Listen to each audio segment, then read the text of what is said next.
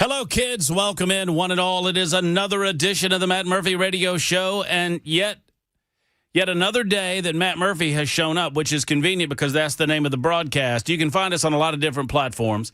I'm going to go down the list for you right now, and I do this from time to time during the course of the show to make sure that if you get out of your automobile, you take us on your phone. If you get away from your phone, you're there on the laptop. If you are around a television, you can watch the show. I don't know that I would recommend it because we're three ugly mugs, or at least two. Ken Weaver's kind of good looking. Jackson, ugly. Matt Murphy, ugly. Ken Weaver, nice. Good-looking beard. You're welcome there, Weaver. It is a Wednesday edition, Jan 14. More on that in a moment as it's my understanding that at some point today, my sister will be listening to the broadcast. My brother regularly listens to the show. I have an older brother and an older sister, Brian and Karen. And my brother regularly listens to the show. God bless you, Brian. Thank you.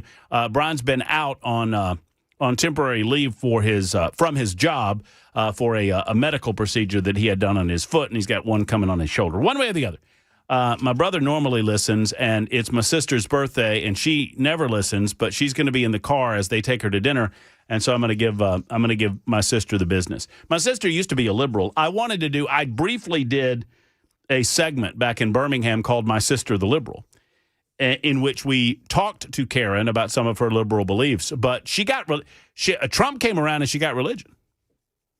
I don't know if those two things went hand in hand or if it just coincided with one another, but she's a Trump girl now. So one way or the other, she's also 1 year successfully around the globe.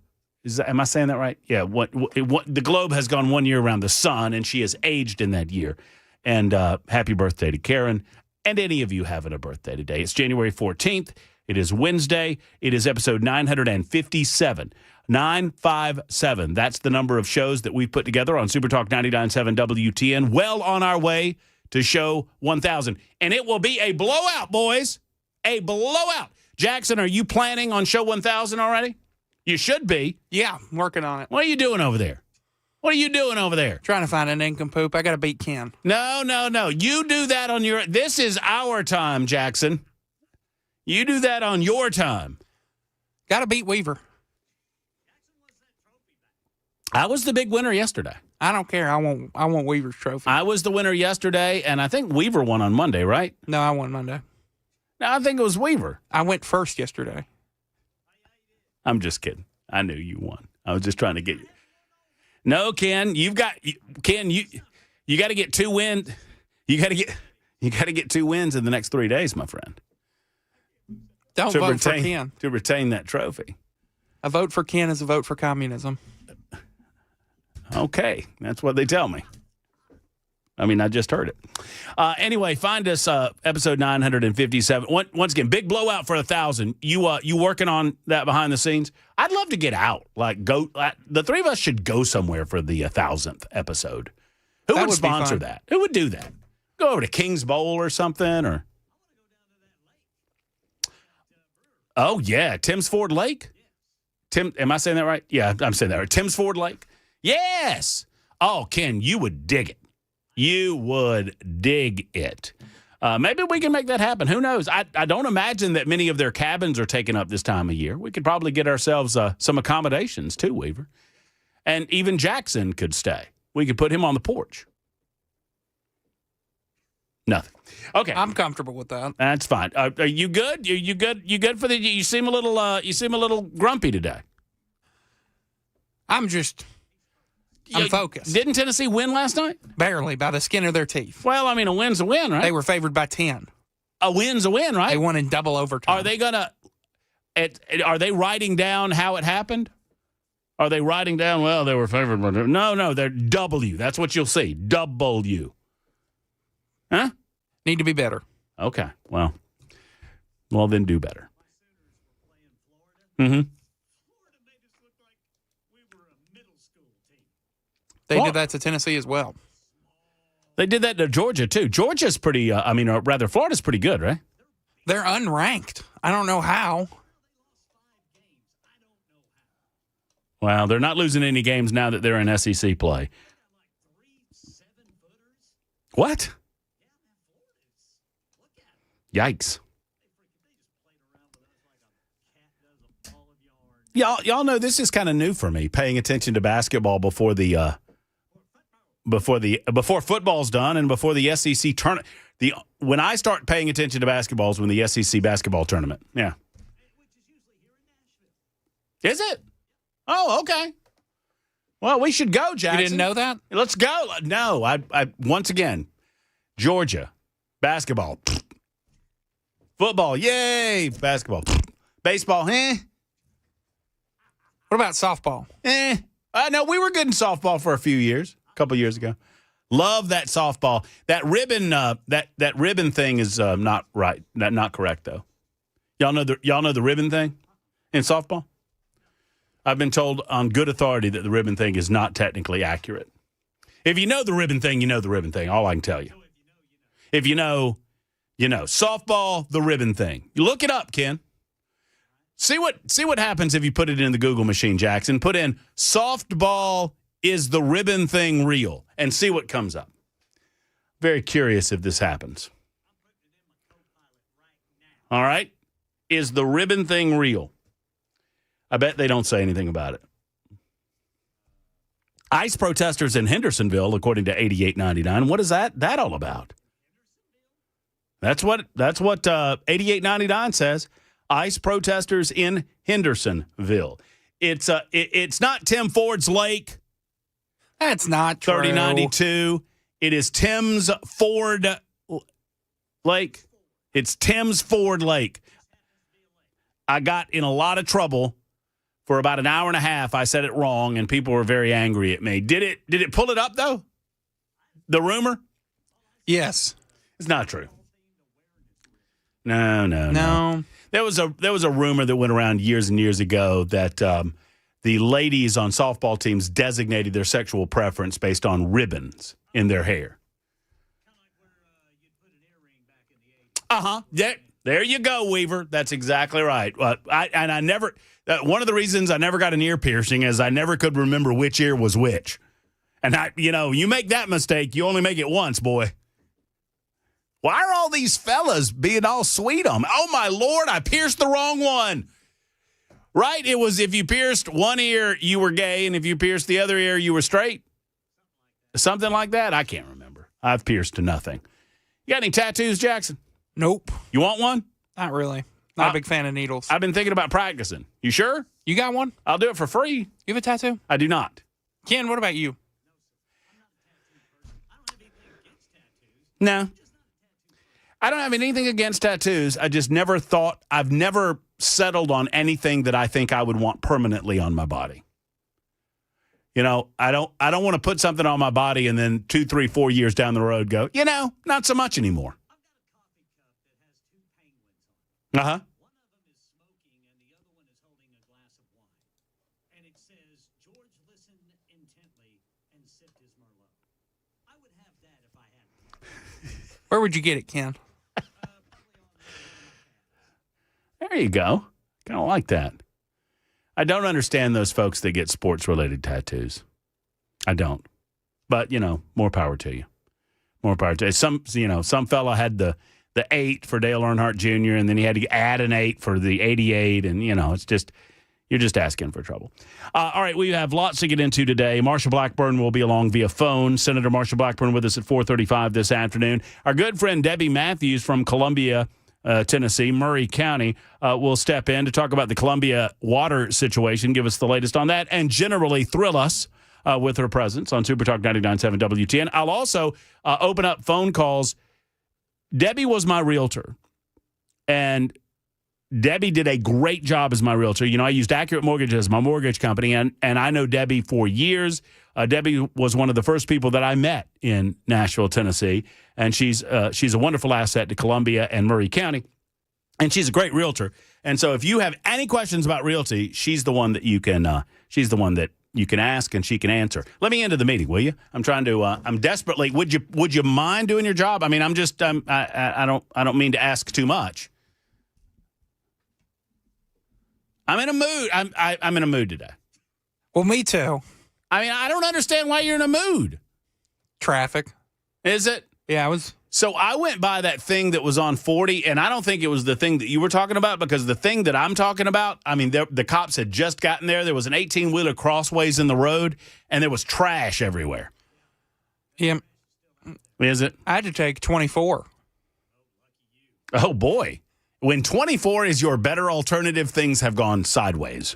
Yes, Ken, I don't envy you. That was awful. It legitimately put me in a bad mood. And people were just driving like grandmas out there. 24 is like the redneck, low-rent, trailer trash version of the interstate for some reason. Is that a fair analysis? I never drive on it, but I did today, and I regret it. I have seen marked differences in 65 and 24 heading out of Nashville. Take 65 out of Nashville, and I rarely interact with a semi. I never interact with dump trucks, Mm-hmm. construction vehicles. Mm-hmm. You take 24, and about every other vehicle is a dump truck or a construction vehicle with stuff hanging off. Jackson, I'm being told that Ken Weaver's microphone's not working on YouTube. Somebody took him out of. Somebody was trying to silence Ken. Maybe Maybe you're it's on at 24. maybe you're so focused on that nincompoops in the news that. I don't know why Ken was out of that program. Well, I don't know, but he's working now. Thank you, YouTubers. And nothing against truck drivers, dump truck drivers, or construction workers. No, it's I get just they got a job to do. No, they're good people. They just make the make the ride a little harder. I'm just telling you. I'm not saying 24 isn't necessary, and I'm not saying folks that drive on it they're good people. But it's like me getting together and saying, "Hey, Ken, Jackson, we got to go visit cousin Ernie down at the trailer park today." And you're like, "Really? Do we have to?" Yeah, we got to. 24 sometimes is necessary, but you never like it. One thing I don't understand is people who think it is okay to cut in front of a semi, they cannot stop. And I see it all the time. You got to give these men and women room. Well, can I take the counter to that argument too, Ken? Yes, sir. I don't understand semi-trucks that think it is acceptable when you've got a line of traffic in the passing lane to go ahead and decide they're going to pass another semi-truck going up hills. And I don't want to get into a big argument with truck drivers. I love truck drivers, and I love what you guys do, and I know y'all have a hard job. And I know that the four-wheelers don't pay attention to you. My brother drove a truck for years and years, and he talked to me about it all the time.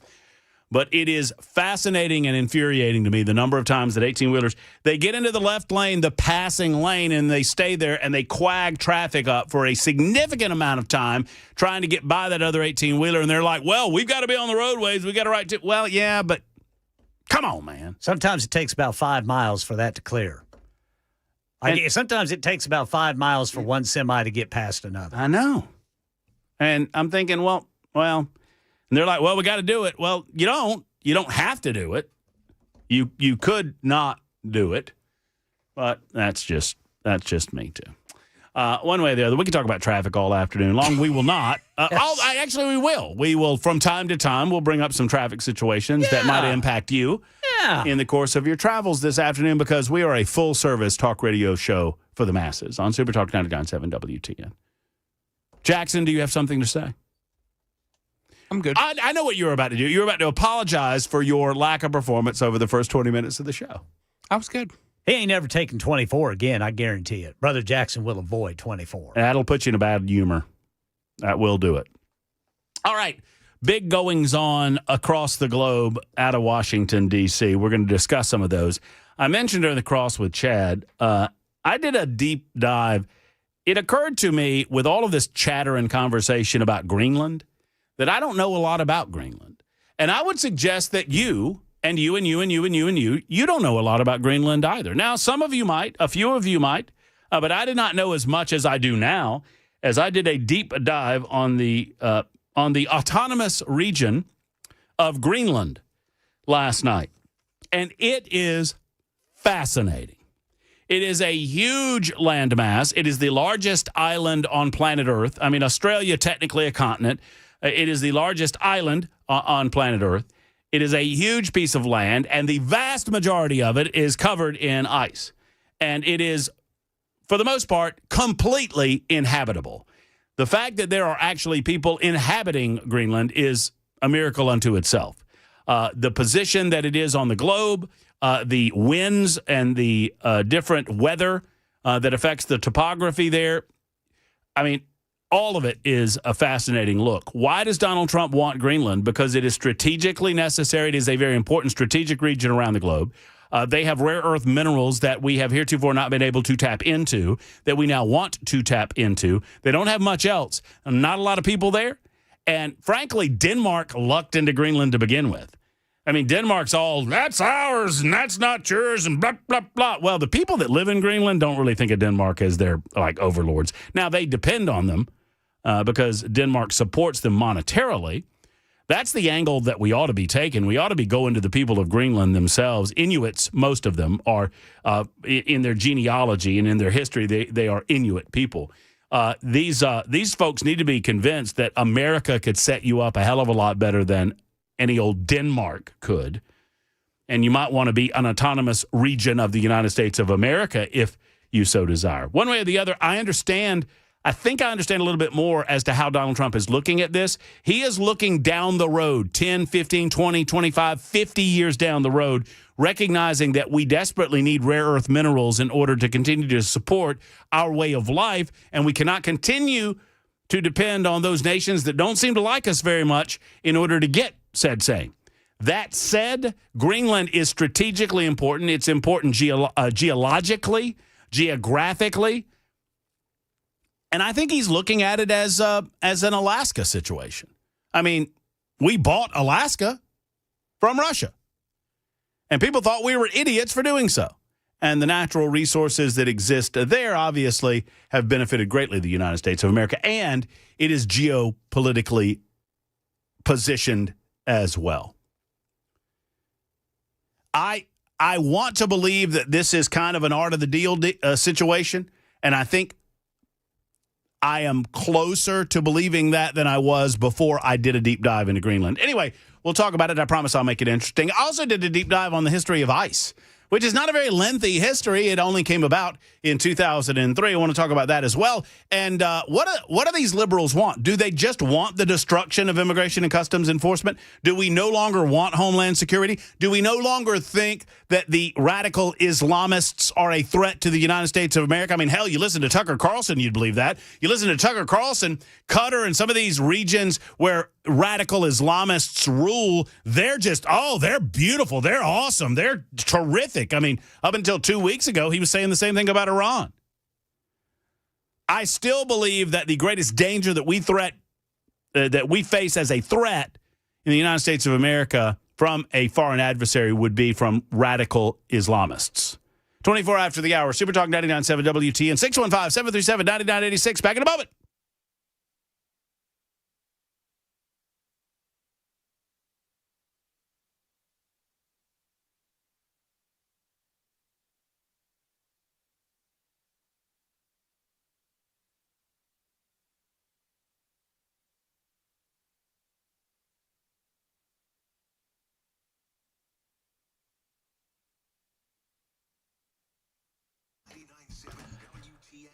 All right, gang, you've got one life, and your life is too short for not nows, maybe laters, or tomorrows. If you're noticing issues with performance, dare I say ED, your relationship, your confidence, and even your career can potentially be affected. But friends, there's no more excuses. Guys, there's the Tennessee Men's Clinic. They're the state's first men's health-focused urology practice. Multiple urologists and providers focused solely on you, the males in our audience, the right way, with no unproven snake oil, no peptides without solid research.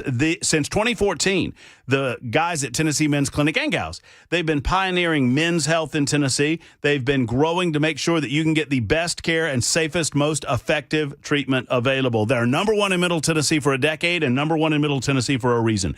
Call today. There's a location near you from Midtown to Cool Springs to Clarksville. Murfreesboro's on the way, friends. 615-208-9090, 615-208-9090, or online at Tennessee Men's Clinic right now. Book today, and you'll be happy tomorrow. Thank you to the Tennessee Men's Clinic.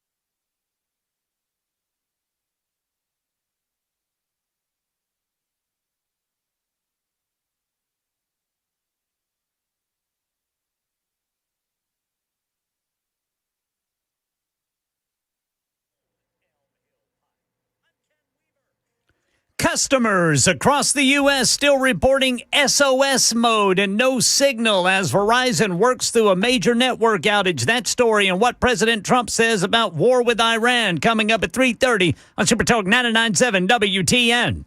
Well, we're looking forward to that, friends. It is the Matt Murphy Radio Show. There's Ken Weaver back in News Closet B. Jackson Williams at the controls, making sure that everything that comes out of our speaker sounds as good as humanly possible. You on the phone, 615-737-9986. 5194 on the super text line. What's the difference between Russia occupying Ukraine and the United States of America occupying Greenland? Looks like the pot calling the kettle black to me. Well, the biggest difference between the United States of America occupying Greenland and Russia occupying Ukraine is that the United States of America is not occupying Greenland.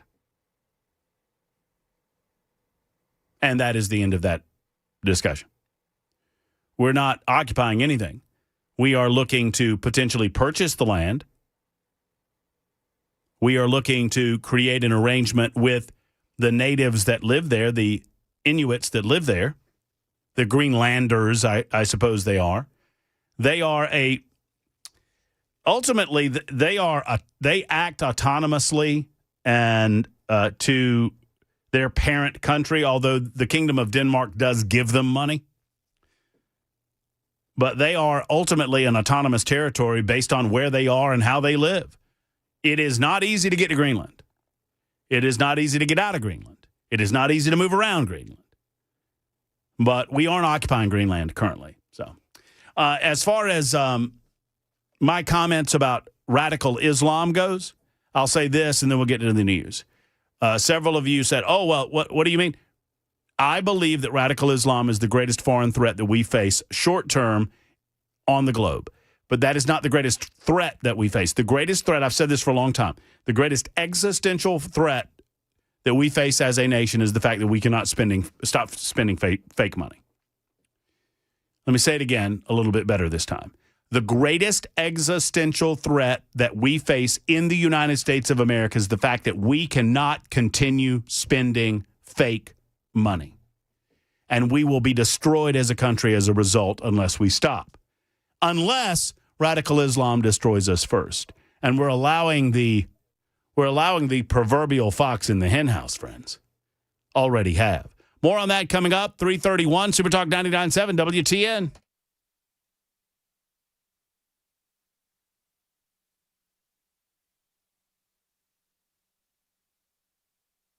3:30 on the dot. I'm Ken Weaver with your top stories. Got the full forecast and traffic in 5 minutes. Customers across the U.S. still reporting SOS mode and no signal as Verizon works through a major network outage.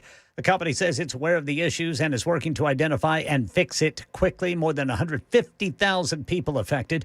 Officials in both Greenland and Denmark still say Greenland not for sale. But after today's meeting at the White House, Danish Foreign Minister Lars Løkke Rasmussen said, ideas that would not respect territorial integrity of the Kingdom of Denmark and the right of self-determination of the Greenlandic people are, of course, totally unacceptable. That's Denmark. The foreign minister there from Denmark, they did propose enhanced security cooperation with the U.S. Meanwhile, President Trump addressed the ongoing unrest in Iran amid reports the regime there has killed thousands of protesters. What does it mean for U.S. military action? President Trump said the U.S. would take very strong action against Iran if the regime started hanging people. But Wednesday afternoon, he said the U.S. had been told the killing in Iran has stopped. Asked if that means military action against Iran is now off the table, the president said, we're going to watch and see what the process is, but we were given a very good statement by people that are aware of what's going on. Karen Travers, ABC News, the White House. New developments in the deadly ICE-involved shooting in Minneapolis. Reports say the ICE agent who shot Renee Good is facing serious injuries of his own. U.S. officials claiming he experienced internal bleeding in the torso, though no further medical details are being released. That's the latest news. Traffic and weather next. I'm Ken Weaver, WTN News.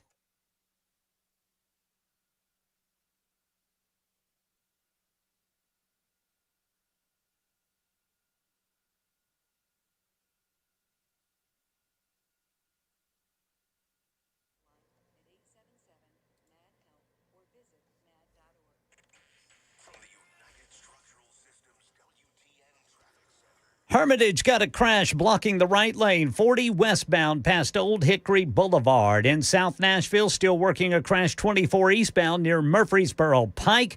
And police reporting a crash Elm Hill Pike at Old Elm Hill Pike. I'm Ken Weaver.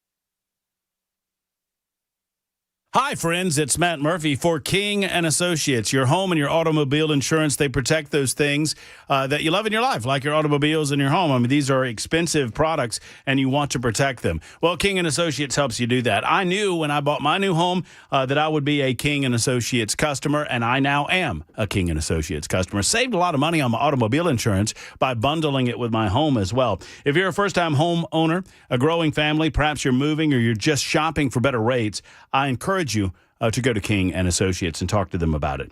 No pushy salespeople, just honest advice. I dealt with Emery. He's great. You'll deal with one of the fine personnel over there at King and Associates. They deliver personalized service and policies that make sense for you. They're local, which was important to me. Independent, also important to me. And they work for you, not for the big insurance companies. tkinginsurance.com is the website, tkinginsurance.com, or call 329 8121, 329 8121 for a free quote today. King and Associates Insurance, protecting what matters most.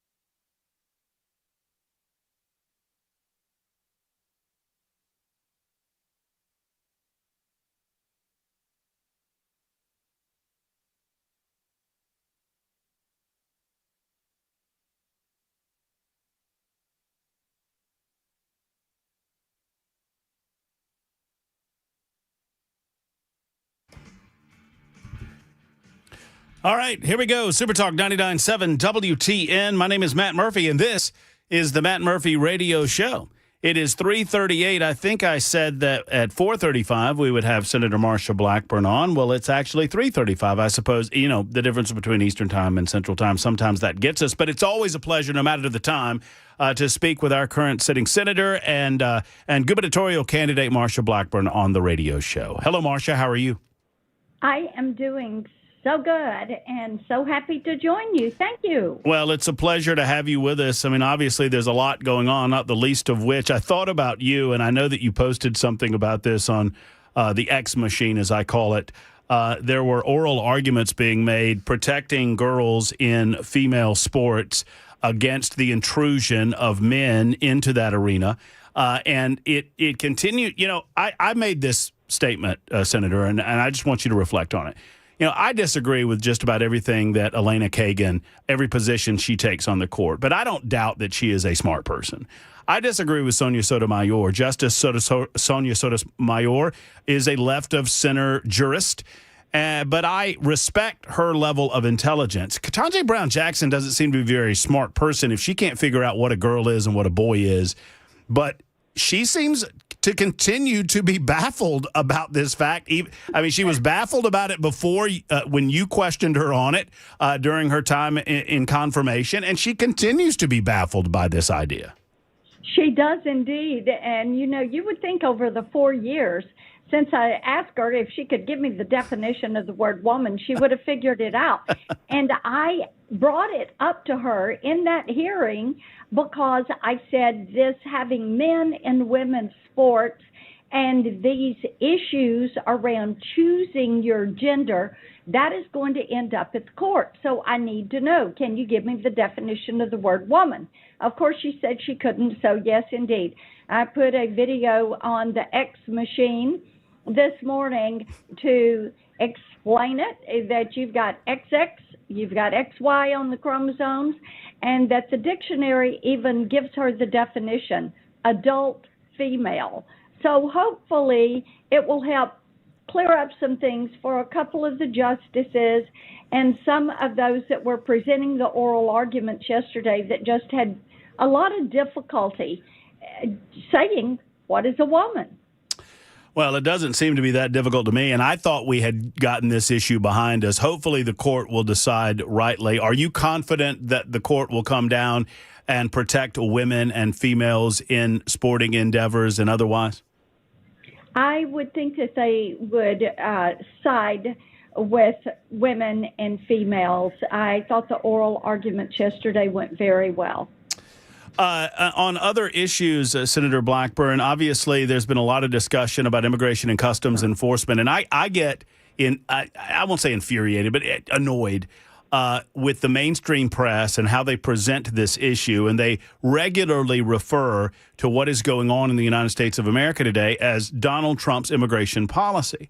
And I don't want to, get caught up in semantics, but this is America's immigration policy. These are policies that have been on the books for a long, long time. Donald Trump just happens to be a commander-in-chief and an executive that is willing to enforce the laws that have been rightly passed by the Congress of the United States of America through organizations like Immigration and Customs Enforcement. But, of course, they want to try to pretend that they're the bad guys, ICE is the bad guy, Donald Trump's the bad guy, when I think most rational Americans recognize that what they are doing is cleaning up a mess that was not created by Joe Biden, but was certainly exacerbated by the former president. Well, indeed, and President Trump's policy is the rule of law. America's policy is the rule of law, and ICE is enforcing the rule of law. You can go to their website. You can see the crimes that the people they are apprehending in Minnesota have committed violent crimes. They've got robbery.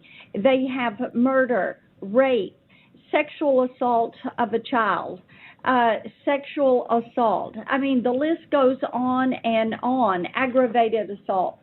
And these are the people they're pulling out. And quite frankly, I don't think anyone in Minnesota, I know certainly in Tennessee, people do not want neighbors, individuals living in their neighborhood that have committed these crimes. And you're so right, these leftists are trying to make heroes out of the villains, and that they're trying to make villains out of ICE and law enforcement, but you can look at these videos that people are putting up. It tells you a different story. And, you know, in Tennessee, over the weekend, ICE arrested a criminal illegal who was here in the country as a meth dealer, and he was in Monroe County, Tennessee. And they apprehended him. And I think it's important to realize these ICE agents and our law enforcement are putting their lives on the line every single day to arrest these rapists and drug dealers and pedophiles and predators and murderers and gang members, and we owe them a debt of gratitude. Talk to me, and I think these two things kind of go hand in hand. There is a tremendous amount of fraud that's going on in Minnesota. We know that there are other fraudulent activities, probably even greater than the Minnesota fraud, going on in some other leftist states, blue states. But you, along with several of your colleagues in the United States Senate, have introduced the Fraud Accountability Act, which would put a spotlight on this and a focus on this. Talk to me about that. Yes, indeed. As we were looking at the situation that had arisen in Minnesota, we realized that the Immigration and Nationality Act, it's called the INA, that it did not consider all fraud to be a standing for deportation or denaturalization. So my legislation tightens that up and makes all fraud a fraud against individuals, funds, corporations, government entities. It makes it all a deportable and an offense meriting denaturalization of individuals that have come in this country. They've come in and then they've set up fraudulent activity. It goes all the way. It's retroactive. People that have been in the country since 1996 and have defrauded the country. It allows, when those individuals are apprehended, for law enforcement to hold them until the court, a federal court, any federal court, not just an immigration court, any court that can hear that case, and to revoke that naturalization of those that commit a crime of fraud and make that deportable is what we will do. And as you said, several of my Senate colleagues have joined me on this because right now it says fraud has to be over $10,000 and it should be fraud back to $1 because we know that people have found a way to set up these entities to circumvent the law. And one of the things, too, I think is important, in 2024, Joe Biden and the Biden administration actually scrapped a rule that required these child care centers to verify that kids actually attended their facilities. And so it opened a Pandora's box on this fraud, and we are hearing about fraud in many other states. It's the number one email, number one phone call that we are getting in our office. People are saying, have you looked here? Have you looked there? It's healthcare fraud. It's property fraud. It is financial fraud. It is as well for fraud there around mental health and the homeless and drug addiction and child care centers and daycare centers and elder care centers and these government programs. And of course, the GAO has just released a report they've worked on for some time showing that the fraud on an annual basis in our federal budget, all taxpayer dollars, that it is running between $230 billion and $521 billion each year. And we wonder why we can't get our spending under control, right? That's exactly right. And so I think what you're going to see is a push to actually do something about fraud, whether it's at the local, state, federal level. We're hearing about fraud in so many of these states. And as you said, these blue states, these sanctuary states, we're hearing about an accelerated rate of fraud in those. And of course, Texas has found some fraud in some of their programs that whistleblowers have come forth in the last couple of weeks. Mississippi has somebody that went to trial this week on a fraud case. And, Matt, I think this is one of those things. Minnesota was kind of the tipping point. Mm-hmm. And as I said, people are calling and reporting if they think somebody's carrying out Social Security fraud, if they think somebody is defrauding through a health care program. It is the number one call that we're getting. Well, and I would say this, Senator, and it's probably for a longer discussion at a future time, but you see this because so much of our money is going to Washington, D.C., and sadly, so many states are dependent on some of these federal monies coming back to the states. It just lends itself to that fraudulent activity, particularly in states that do not have the mechanism in place to manage it or do not have the wherewithal. I mean, many of these states, Gavin Newsom comes to mind in California, obviously Tim Walz in Minnesota, they don't care. And so it is difficult not only to track the money as it goes to D.C. and then goes back to these individual states. It is difficult for the federal government to get their handle on exactly what the states aren't or not doing. All of this could be stopped by just stopping the spigot out of Washington. Am I looking at this wrong? You are so spot on. And that is why I'm so grateful for what Donald Trump is doing every single day to send programs and responsibility back to the state. Right. Because when the money comes to D.C., whether it is for whatever kind of program, and then D.C. puts their fingers in the pot and takes some of it, and then they send some back to the states. And, oh, by the way, they put all of these metrics on it and mandates, and so you end up with a little bit to spend. And so now what is being brought to light is the degree of fraud and how these programs are so unaccountable are actually people that are administering some of these programs are not being checked on. It's like the people that are supposed to be doing hundreds of meals every day, and you find out they're doing like 10 or 20 meals for people that are underserved. And taxpayers are furious with this. And I think it is an issue rooting out the waste, the fraud, and the abuse of the American taxpayers' dollar. It's something people are demanding that there be a closer look at the federal as well as the state and local level. And that's why our Fraud Accountability Act is getting so much attention. I know we're limited on time, so I believe I only have a shot at one more question, but I'll just ask in an open-ended fashion. Explain from your perspective what we should be and should not be doing to support those that want freedom in Iran. I mean, there's a lot of fear amongst the listening audience that this might lead to military activity, boots on the ground. I think there's a big difference between the Western Hemisphere and Venezuela and what's going on over there. We support democracy and the democratic process in Iran, but walk us through your perspective, Senator.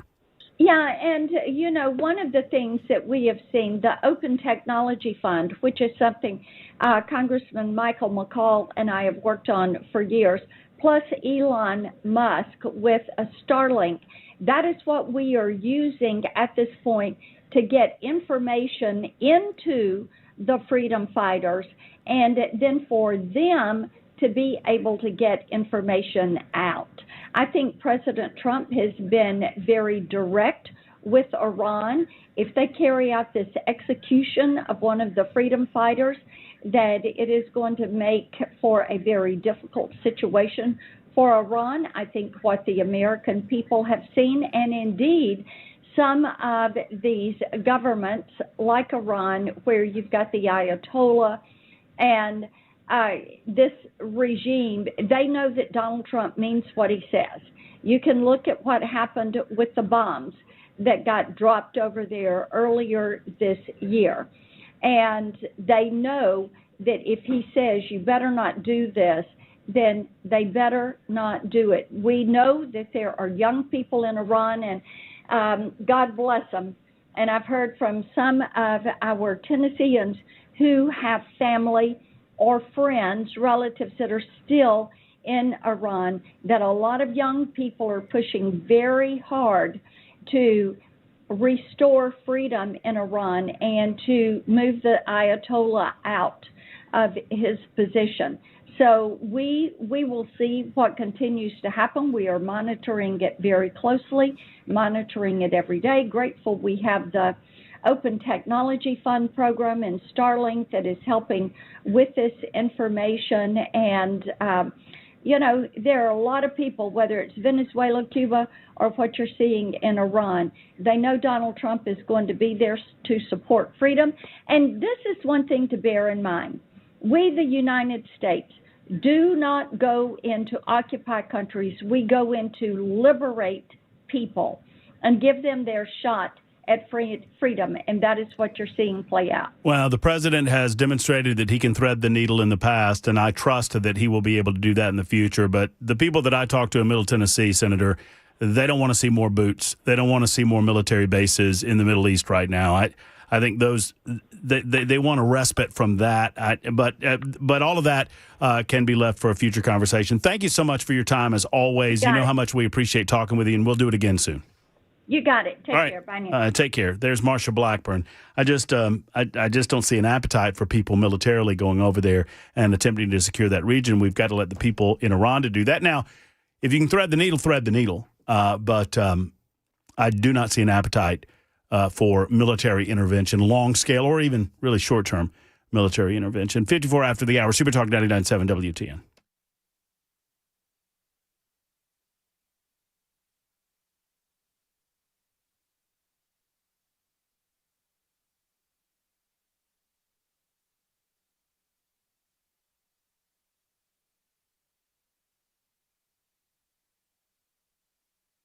Hello, friends. It's Matt Murphy for Better Water and Better Water LLC. Friends, if you're looking for better water in your home, if you're thinking about buying a new home, as I have just done, you need to think about the water that you're drinking inside of that house. And I'll tell you what, Better Water provides superior quality water. Think of it as a huge Brita filter for your home. That's what they do at Better Water. And right now they're celebrating 55 years of service as a two-generation family business in Middle Tennessee.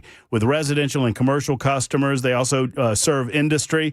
They were founded in March of 1971, and we are blessed to have them in Middle Tennessee. The average tenure of service of their employees is over 17 years. That's pretty cool. Better Water LLC understands how to keep employees because they understand how to run business the right way. And we would love for you to become a customer of Better Water. BetterWaterLLC.com. That's BetterWater.com, I should say, BetterWater.com, or give them a call today at 615-355-6063. They do water softeners, specialized filters, UV lights, you name it, they do it. They will be at my home installing a full home system, and I encourage you to do the same. 615-355-6063.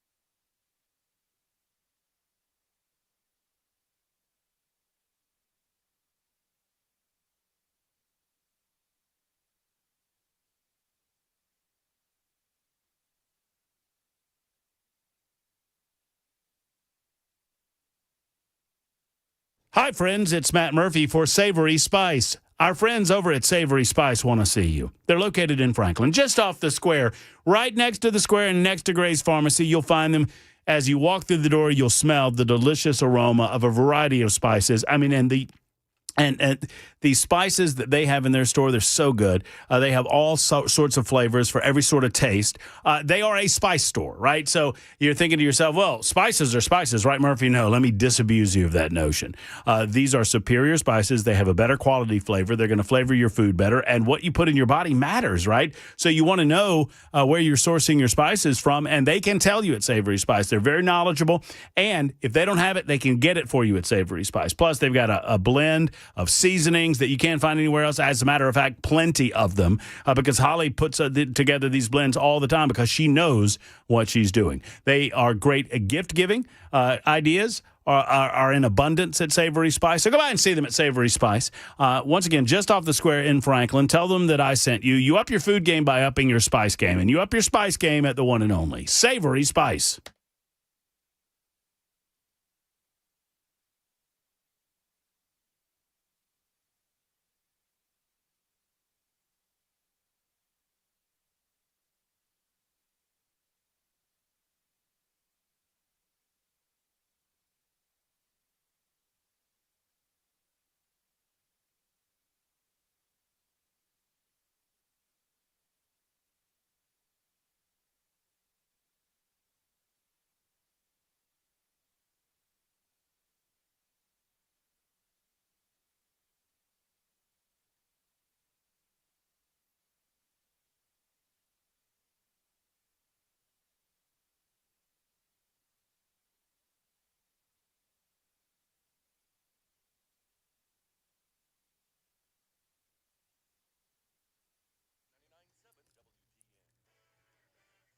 Four o'clock on the dot. I'm Ken Weaver with your top stories. Got the full forecast and traffic coming up in 5 minutes. The Verizon outage has dipped closer to 60,000 customers from its peak of 175,000 nationwide earlier today. It appears that the work Verizon is doing is having an effect. We're also hearing from the federal government, which now confirms it was not a cyber attack. President Trump said this afternoon the U.S. has been told the killing of protesters in Iran is stopped and there is no plan for executions. I've been told that a good authority. We'll find out about it.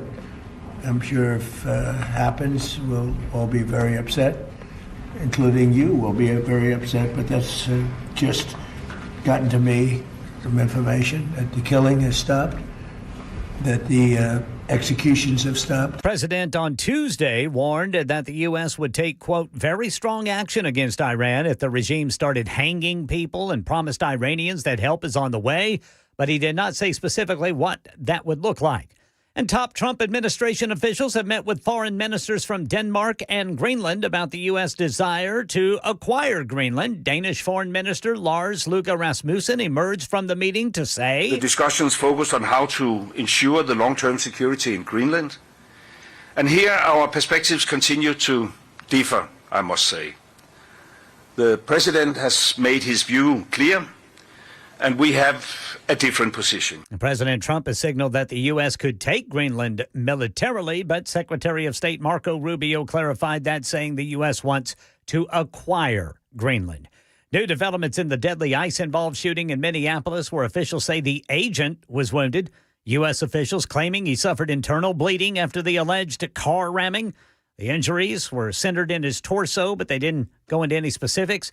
Meanwhile, Illinois Democratic Congresswoman Robin Kelly formally introducing articles of impeachment against Homeland Security Secretary Kristi Noem. Secretary Noem has brought her reign of terror to the Chicagoland area, L.A., New Orleans, Charlotte, Durham, and communities north to south to east to west. She says she has the backing of 70 members of Congress across the country. And that's the latest news. Traffic and weather next. I'm Ken Weaver, WTN News.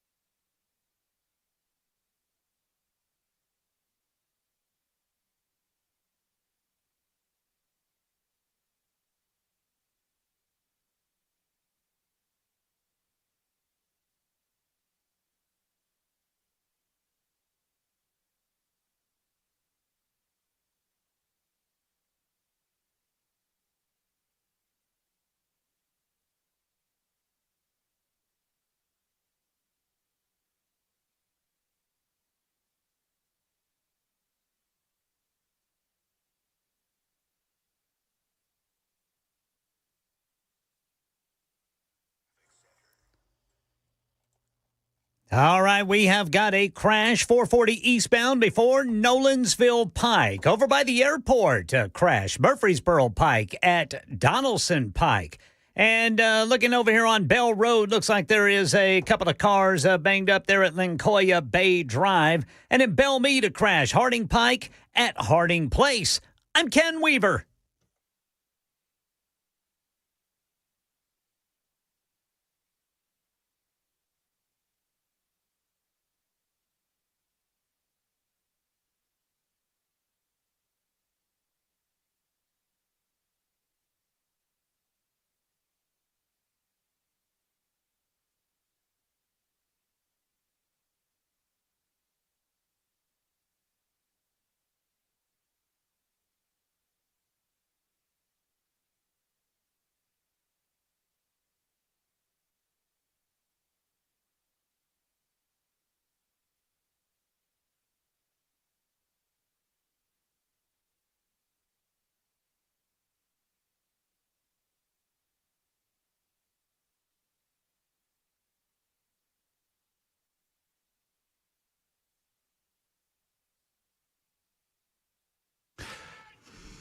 It seems as if, to me, am I okay in there? My volume was weird. Janky. It seems as if, to me, that the trolls are out in force on the super text line today, and that is the case maybe because of the Verizon outage. I don't know. Apparently, the Verizon outage is getting repaired. It was at a height of over 100,000 customers or whatnot. You just heard Ken Weaver talking about it. Now it's down to 60,000 or so. If you're on Verizon, you probably have no success. Are you on Verizon? I am. Okay. Debbie's on Verizon. I haven't even introduced her yet. Have you had outages? Not that I know of. No problems that you know of? I've been calling and dialing and Okay. scrolling. I'm All right. good. All right, so maybe you can call, maybe you can't, 615-737-9986. But I got this from 3077 who wrote in and said, no discussion about the one-finger salute and potty mouth from Grandpa. Yeah. I loved it. I thought it was awesome. Yeah, we can talk about it. I'm fine with it. Like, if y'all haven't figured out now that you're dealing with an individual that is purely authentic and he is going to react in an authentic way, and he does not predicate his reaction to anything based on what he thinks people are going to think about him. He does not base the reaction that he gives you based on, he doesn't do this, mental gymnastics as to, how are people going to perceive this and how's the media going to coverage it? He could give a crap about how the media covers him, and he could give a crap what you think about it. He had a protester saying some of the most nasty things imaginable to him. And you can say, it's beneath the office of the presidency of the United States of America. Since when? Since when? I don't know. I think the cigar under the desk was worse than this. Yeah. Mm-hmm. Or the fact that, John F. Kennedy had regular concubines in the White House or whatever. I mean, y'all just get over yourselves. I thought it was awesome. I Hey, did Debbie. too. Hey, how are you? I thought it was great too. My good Because he does what we wanted him to do. Right. What Right. we would have done. Right.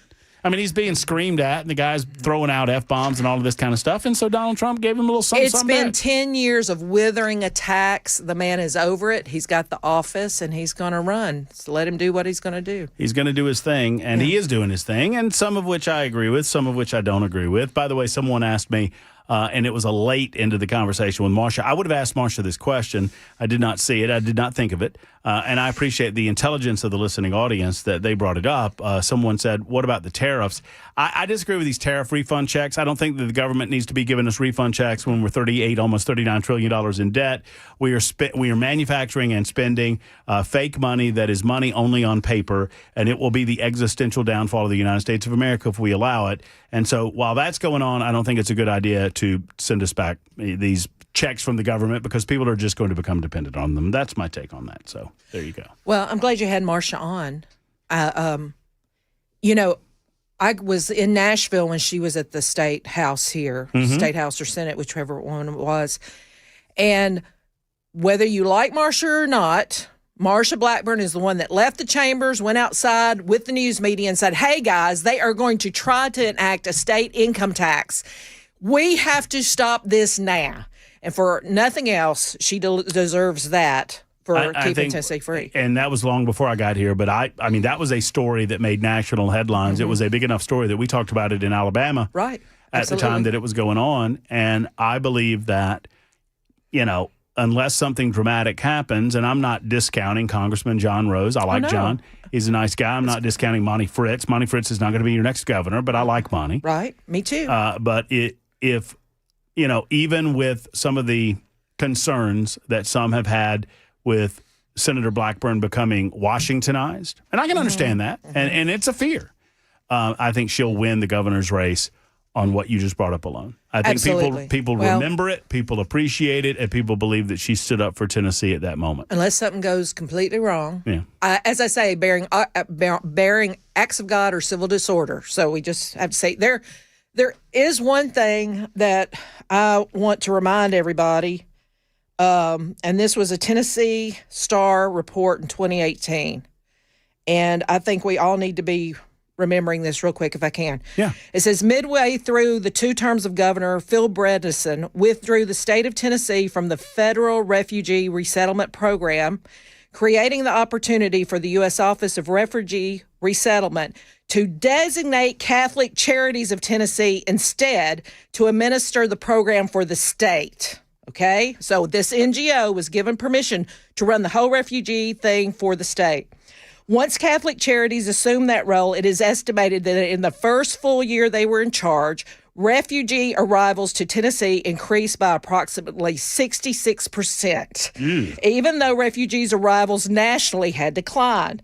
According to the latest annual reports published, Catholic Charities of Tennessee, and this was the years between 2015 and 2017, 56% of their total income was received from the ORR, totaling more than $20 million for resettling refugees in Tennessee. Now, this is if it's the Lutherans or if the Jewish resettlements or Catholic Charities, before they even get here, that charity gets like $2,700 a head for bringing people in. Mm-hmm. This is a grift, and this is happening in every state, and Tennessee is in the middle of it. What we need, and I brought this up with Marcia, if you want to get back to the genesis of the issue, and I appreciate the fact that the federal government's looking into Minnesota and the grift that's going on up there. And I appreciate the fact that they're planning to look into California and they're planning to look into these other states. The problem is that these states cannot manage their own money, and they look to the federal government for what is essentially fake money. We overspend by trillions of dollars annually. You're right. We need to shut that down. Exactly. Give these authorities back to the individual states, and we need to shut down these programs that should not be under the purview of the federal government to begin with. Right. Well, here's one for an example. The state needs to retake over the refugee resettlement. Yes. Okay? Because once the refugees are here, ask any of your state legislators that come in, how much extra does a school get in federal funding for a child if they are not language as a first language? Do they get more? Oh, yeah. It's like triple or double what a normal student gets. So these schools really want these kids that don't speak English because they make a lot of more federal money for them coming in and having to train them. It's a grift from start to bottom, guys. And so anyway, that's my spiel. Well, I appreciate your spiel. Debbie Matthews, by the way, I guess I did not, by way of introduction, let folks know who you are. For newbies in the listening audience, Debbie's a good friend. One of my first friends that I made in Nashville, I know. Tennessee. It was so very nice. good. Debbie she's a noted political figure in Murray County. You were on what were you on the county? I was on the city council for City 9 council. years. Okay, I take full credit for the downtown of Columbia. Do you now? I do. Well, you should. Because it was empty in 2008. It wasn't Moldy's. No, we handed Mulder a perfect scenario for him to just keep on auto drive. Yeah, but the unemployment was 23% in 2008. We had an empty downtown. Yeah, we've done great things. Columbia's jumping. It is. And It's now my we've new got this stomping new ground now. resident that everybody calls me every 5 minutes about. I mean, truly, I can't get the phone to quit ringing because there's a new resident in Murray County. Yeah, I bet. I So Matt bet. Murphy They're like, how is can my we get new this- neighbor. Get this guy out of here. Oh no! The Rotary's called. The Kiwanis is called. Everybody's calling. Would you please, Debbie? You're the perfect person to do this. Young Jackson Williams is behind the glass. Hey, Jackson. Jackson is our executive producer. And he's probably going to need a home soon. Well, at some point, his parents are going to kick him out of the basement. But would you please tell Jackson that Mount Pleasant is, in fact, in the state of Tennessee, because he denies that I'm still living in Tennessee. I've been telling him he's been moving to Venezuela. He is definitely in the state of Tennessee. He has moved to a little town called Mount Pleasant, where everybody knows if your check is good and your husband is not. That's what a small town's about right there, okay? So, Mount Pleasant is thrilled that you've moved in. I've eaten in the Mount Pleasant Grill now 5 times. 5 separate occasions. You haven't done Pizza Place yet? I've not done we're doing that when we actually move. So I've got you a list of all the places that you have to eat. Columbia, Murray County centric. Because So that's what we do in the South. We figure out where we can eat. well, Yes, yeah, you Jackson. can't dance or anything else. You might as well. That's true. You got to eat. Jackson I has a just have question. a couple of questions here. What was your experience like working with Matt? Oh my gosh. Well, hold on. Let me set it up real quick, and then Okay. I'll give the floor to Jackson. Because Okay. not only is Debbie, so that's way in the middle. So Debbie's here for a couple of reasons. I mean, I'm not here to promote Debbie as a realtor because she doesn't need me to do that because she's really, really good at what she does. But Debbie was my realtor, and we worked with Accurate Mortgage, Mike and his team over there, and they're great folks. And I think y'all had a good relationship. It was a great experience. Yeah. But when we decided to find a place, I called Debbie and I said, "Help me out." Now, the fact that I'm in Murray County might have a little something to do with the fact that Debbie was my realtor because I feel like she was sending me all of the good stuff from That's Murray not County. true. That's And not- she was holding out. Don't make my Wilson County friends or my Sumner County friends. I put him on a drip just like I did Murray County. He saw all the things that came on the market, and we saw things in Wilson County. At one point, so in my price range, and I won't get into necessarily my price range, but this is funny. So we gave you the criteria. Said this is what we're looking for. This is the type of house. This is what we need. We want guest room, and I need an office. Yada yada yada. And Debbie said, "Well, I'm going to put you on the drip." I'm gonna put you on the drip. That's what I call it. And it is you get your email inbox the homes that come on the market that fit your criteria. You get them. And so I got them from Sumner, and I got them from Wilson, and I got them from Murray, and I think Rutherford County too. and I got them from Rutherford. And I at some point I said, "Hey, is Cheatham on there?" She said, "No." I said, "Let's put Cheatham on We there." added Cheatham and we added Dixon County. We had Williamson County on there, and I called Debbie one day and I said, "Debbie," I said, "do you not have Williamson County on there?" And she goes, "Yeah." And I said, "Well, why don't I ever get anything from Williamson County?" And she said, "Remember, you're gonna have to make more money." Because ain't nothing for sale under 1.2 in Williamson County. You just say, ain't going to make it. No, seriously, they're few and far between. We could get you way out in maybe Fairview out in the Dust Bowl somewhere. I guess, but it's rare for a house to come in at a normal range. Well, and you were very smart. You said, this is what I want to spend. But you had a very specific thing. And actually, it wasn't an overnight thing. You had contacted me when I first came on the show. Thank you, Robbie Starbuck, for introducing us. That's right. And we looked at cabins. We looked at the things, and I would send you stuff as it would come up, but you weren't quite ready yet. And I thought, and I was convinced that Columbia was too far. I'd convinced myself in my head that it was too far. But when you find the right place, what I discovered about Mount Pleasant is not only am I going to love living in a small town, and Mount Pleasant most certainly is. And then, my closest bigger town is Columbia. What is Columbia? Is it 50,000 yet? 50,000 people? It's closer to 40. Okay. Well, but it's a beautiful little town. I love watching Debbie's expression change when I say that Columbia, it's the Franklin that you can afford. And they were like, we don't want to be Franklin. And when you say that every time I Listen, say it. it is. Listen, Franklin just used to be a bus stop on the way to Columbia, Tennessee. Seriously. Williamson County used to be a bus stop all the way to Columbia, Tennessee. There's a significant sibling rivalry. Murray County was the richest county in this state forever because of our cattle farms and our dairies. And phosphate. I'm now living in the former phosphate capital of the world. My dad used to run those plants. And so we'd be sitting and eating dinner, and we'd have great dinners and talking. My mother cooked a meat and 3 every night. It was just amazing. Then all of a sudden we'd hear something go, "Poof," and my dad's boots would just catch on fire on the hearth because it got phosphate on them, because it will ignite. So we're over here beating the shoes. And it was like instant fire. Yeah, that's phosphate. We grew up with that, but so we were new. And then the EPA came out and said, you no longer can use phosphate in detergent or toothpaste. And so it shut everything down overnight. Everything, And now I don't think phosphate's a big deal. It's probably so anyway. Not to me. All right, but back to Jackson's questions. Jackson. Yes, come on, Jackson. The floor is yours. What was it like working with Matt? Or if you need a good therapist recommendation, I've got you.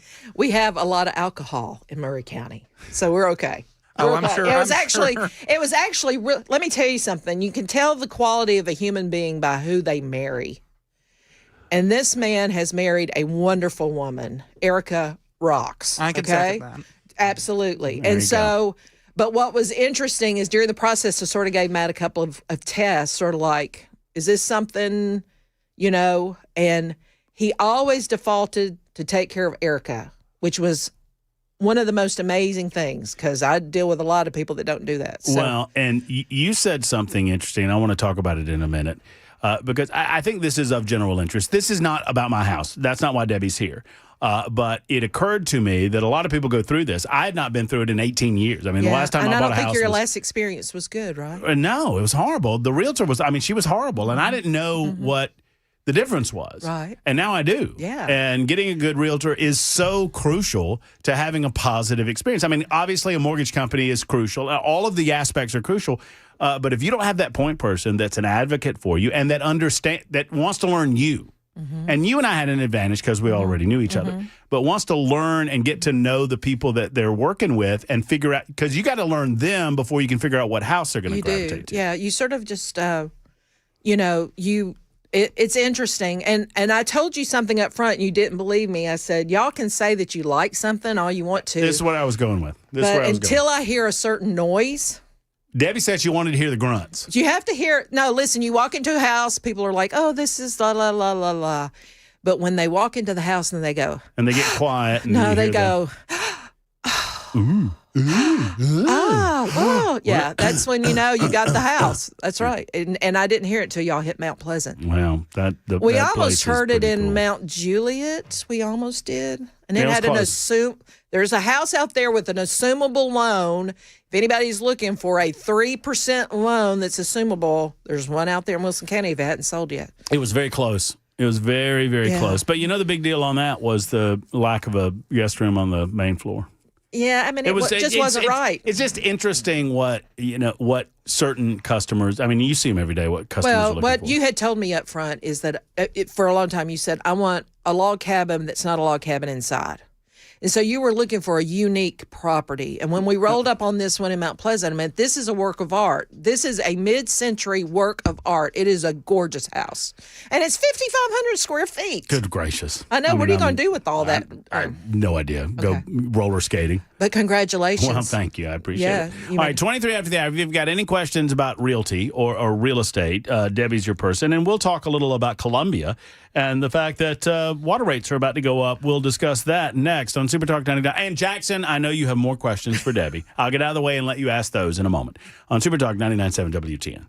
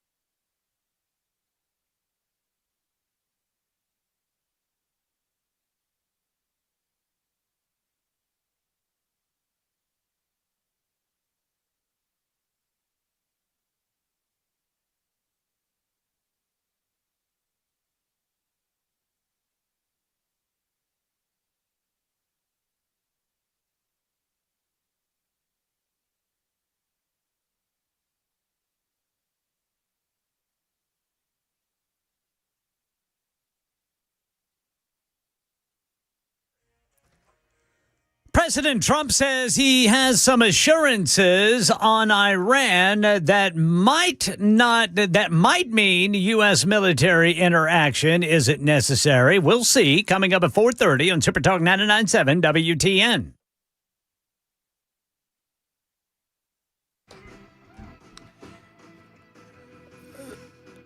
Super Talk 99.7 WTN. Our good friend Debbie Matthews is in studio with us. Not just, she's my good friend before she was my realtor, but she's my realtor. If you have any realty questions, I mean, it is tricky nowadays more than ever because, I mean, we're in this zone where interest rates are kind of going down. Housing prices are kind of going down. I mean, I think we're getting back to a better place in Nashville. Would you agree with that in terms of home buying? Well, the stats are saying that Nashville is probably the least selling city right now, which is unfortunate. It was sort of like an overbuild real quick, and now it's sunk a little bit. And everything seemed to be overpriced. It was well, you had these, I mean, Trump did everything comes back to property and interest rates and things. And Trump coming out saying, you know, we're not going to let BlackRock buy these big swaths of things because about 22 or 23, the real estate market was running so hot and heavy you couldn't catch your breath. And you were like, who's coming in here? There was one house in our brokerage that sold $300,000 cash above ask, okay? That is not normal people doing that. You know, and of course, a lot of it was from California and stuff. And right now, after Mandani got elected, I started getting calls from New York. Absolutely. So we're probably... And by the way, nothing against these people. There are people that are trying to escape. Listen, anything outside of New York City is farmland. They are conservatives as they can be, but they can't put up with the BS anymore. I mean, didn't they just allot a Muslim month? Didn't Hochul just do that? I think so, yeah. So anyway, they're gnawing their legs off to get to freedom. They really are. And I tell them up front. But they're bringing cash and they're hurting us. Well, yeah, because... You know, they're selling their house up there. A small house, an 800 square foot condo in California sold for almost $1 million. So they come here and look what they could buy for $1 million, right? So, but the market's not that yet. And the interest rates have sort of tapped it down and prices are dropping back into a saddle where they should be. And time on the market is longer than it used to be, but it's still now. It was an average time of 90 days to be on the market. You know, and that was normal. So now, after this big hot market, if it was on the market longer than 4 days, everybody thought, what's wrong with this house? But that's not the way it is. So everything sort of slowed down and you could take your time and do good inspections like we did for you, you know, because during that time when it was hot, people were waiving inspections. They were waiving appraisals. It was crazy, and you shouldn't do that if you can help it. But the interest rates being where they are, there is a trick, and if you got a good agent, they can do this for you. I'm a good agent, so I could help you do this. But you can negotiate an interest rate buy down as part of your sale. Mm-hmm.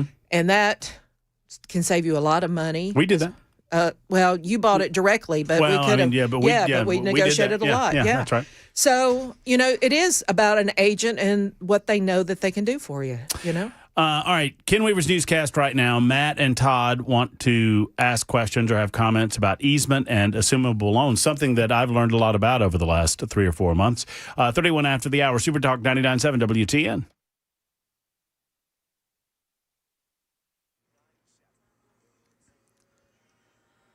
I'm Ken Weaver with your top stories. Got the full forecast coming up in 5 minutes. Traffic update, too. Thousands of Verizon customers facing spotty service today as the carrier reports a mass outage affecting phone and data centers. ABC's Mike Dubusky with some details. At its peak, this outage appeared to affect about 175,000 Verizon customers. Now, according to Down Detector, that number has dipped closer to 60,000. We're also hearing from the federal government, which now confirms that this was not a cyber attack. That matches up with statements that we've heard from Verizon's competitors, AT&T and T-Mobile, which basically say this appears to be a technical issue. President Trump says the U.S. would take very strong action against Iran if the regime started hanging people. But this afternoon, he said the U.S. has been told the killing in Iran has stopped. Asked if that means military action against Iran is now off the table, the president said, We're going to watch and see what the process is, but we were given a very good statement by people that are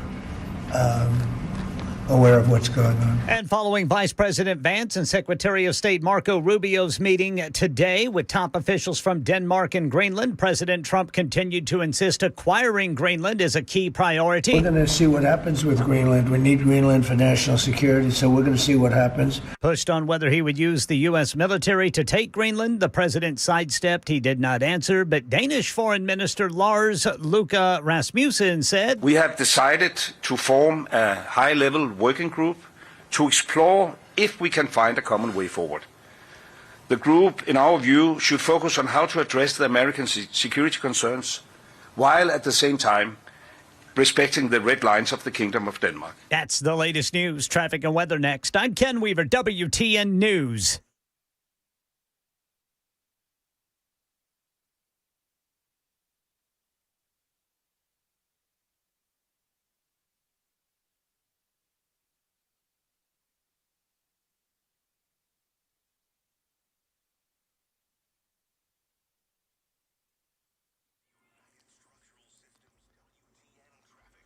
All right, eastbound 440 is complete stop and go between 65 and Nolensville Pike. Same goes if you're northbound 65 to try to get to the South Loop. And then eastbound 40 from the downtown split over to the eastern split. Northbound North Loop up to the northern split. That is complete stop and go. And we have that crash over there by the airport, Murfreesboro Pike at Donaldson Pike. I'm Ken Weaver.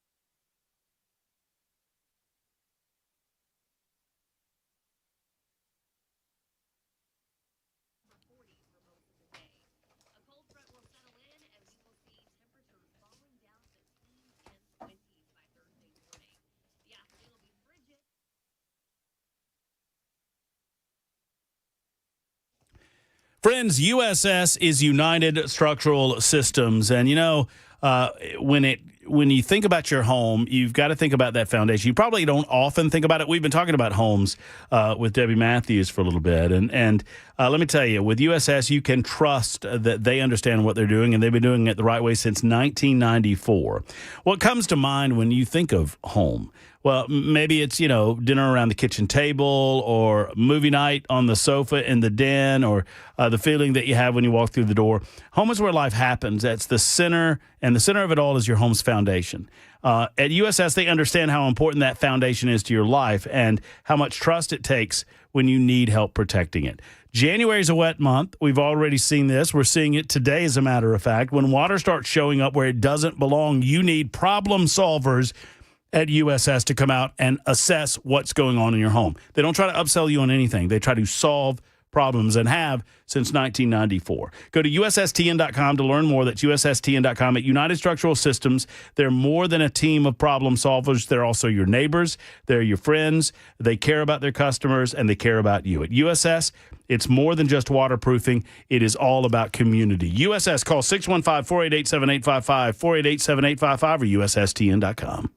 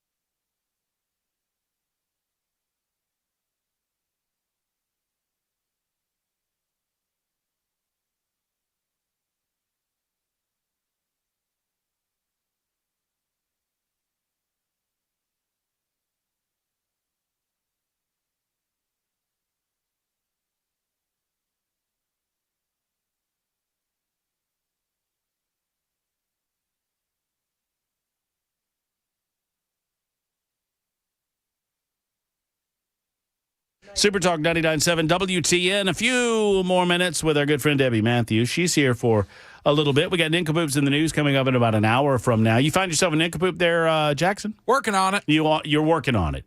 I don't feel like you're invested in this victory this week, and if you allow it, Ken Weaver's going to snake in there, take a victory today. I feel like I got a pretty good Nincompoop today. Ken's winning nothing.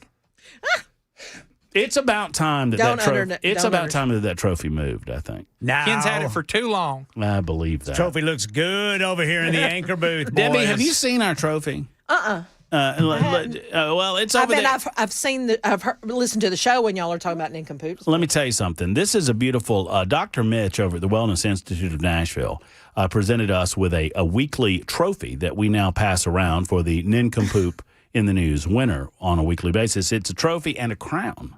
Oh, wow. Got a crown with it. And I'm not talking about some plastic piece of junk crown. This is a hefty metal crown.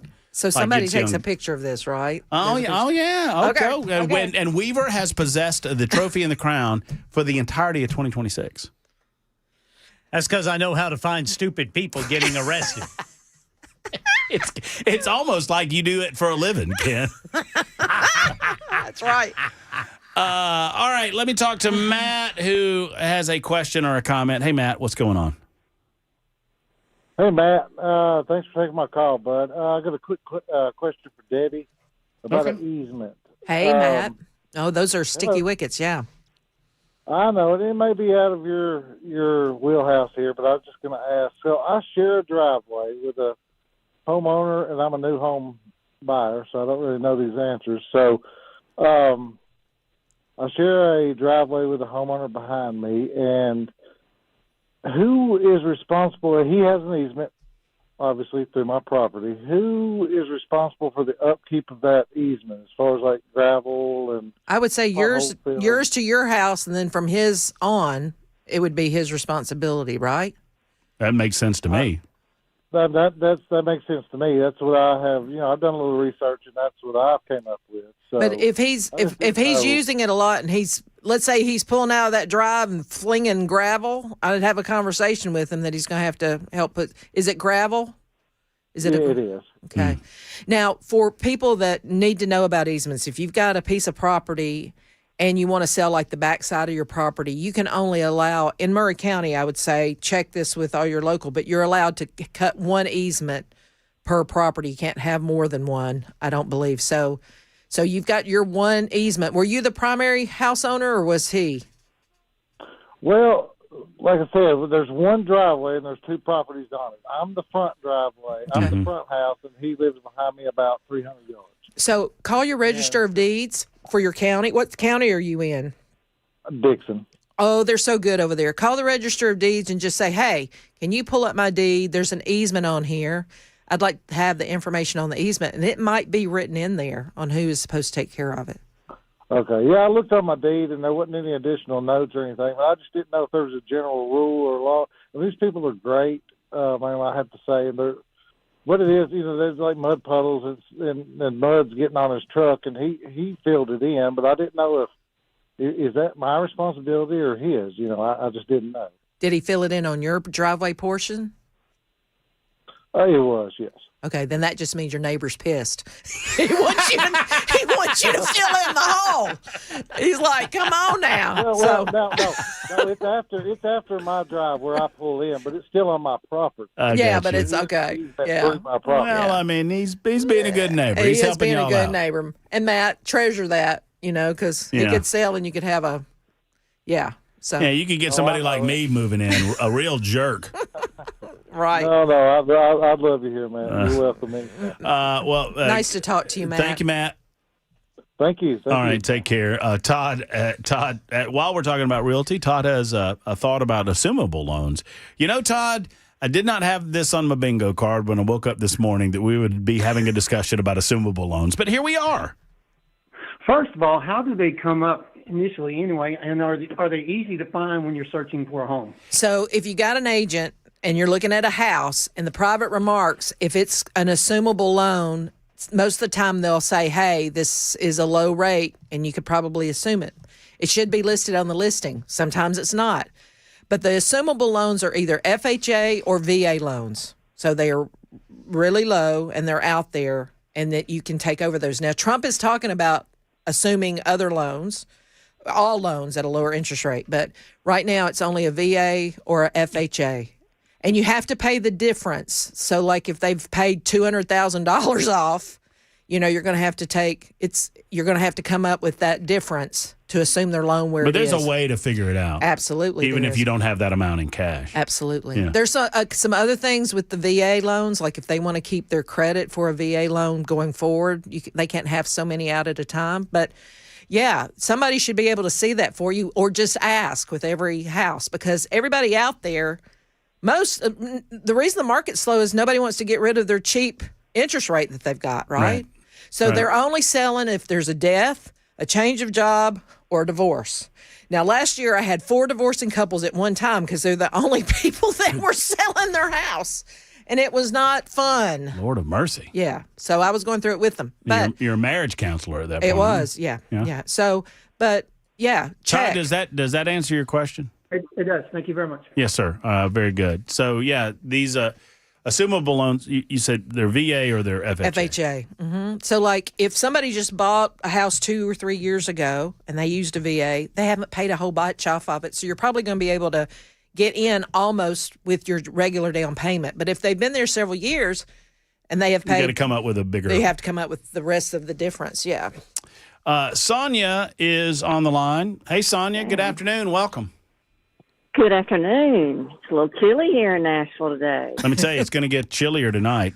I think we got to the high temperature at about 8 o'clock this morning. All right. Mm-hmm. Oh, I'm not talking about it. No, I wanted to hear about Debbie's assumable that she's got in Mount Juliet. Oh. Well, it's not mine. It's a listings of someone's out there that we went to see, and I don't believe it was listed. I don't believe it was in the listing somewhere, but the agent told me about it. And there was probably $100,000 or $160,000 off, but it was a beautiful property. It is a VA loan for assumable. I think it was like 3.5%. Do you remember the address, Matt? That's what I'm looking for. I'm trying to remember the name of the street. And then how much down? How much equity do they have? I wanted to say that they had like maybe $125,000 worth of equity, which would have been close to a 20% down payment, depending. But there are bankers that can help you with that difference if you can't come up with it. You just have to have good banking people, which Mike Hoover was awesome. I'm looking to buy that for an investment. Well, it was awesome. Yeah. It was an awesome house. It was really a great house. I just can't remember the street on it because it was early in your process, and you almost made an offer on it, Matt. We did. We were close. Yeah, so it would be. It was the end of a cul-de-sac. Had a beautiful fenced-in backyard. Had a wonderful downstairs area. That Sonia, you contact, and there were 2 garages. Remember that there were 2 garages. 2 garage areas. It was a big shop area. I'm going to scour my brain and scour my web. And Sonia, if you text me on the super text line, same number you called in on. And just give me some contact info. I'll figure it out in my head. And that'd be great. I'd love to have it. I will. I'll find that property and send it to you. Okay. Okay. Thanks, Matt. Yeah. Good luck. No problem at all. Good luck, Sonia. I appreciate you. 615-737-9986. Before we get back to questions about realty, I knew that, by the way, the realty thing would explode. Yeah. Columbia Power and Water. Your take on all of this? Yeah. I mean, Columbia, let's start here. Yeah. Would you agree? I think most people agree, whether I'm talking to Scott Sapicki, Debbie Matthews, Sheila Butt, or these knuckleheads over at Columbia Power and Water. Mm-hmm. Most people seem to agree that there needs to be some long-term planning about water resources in Murray County.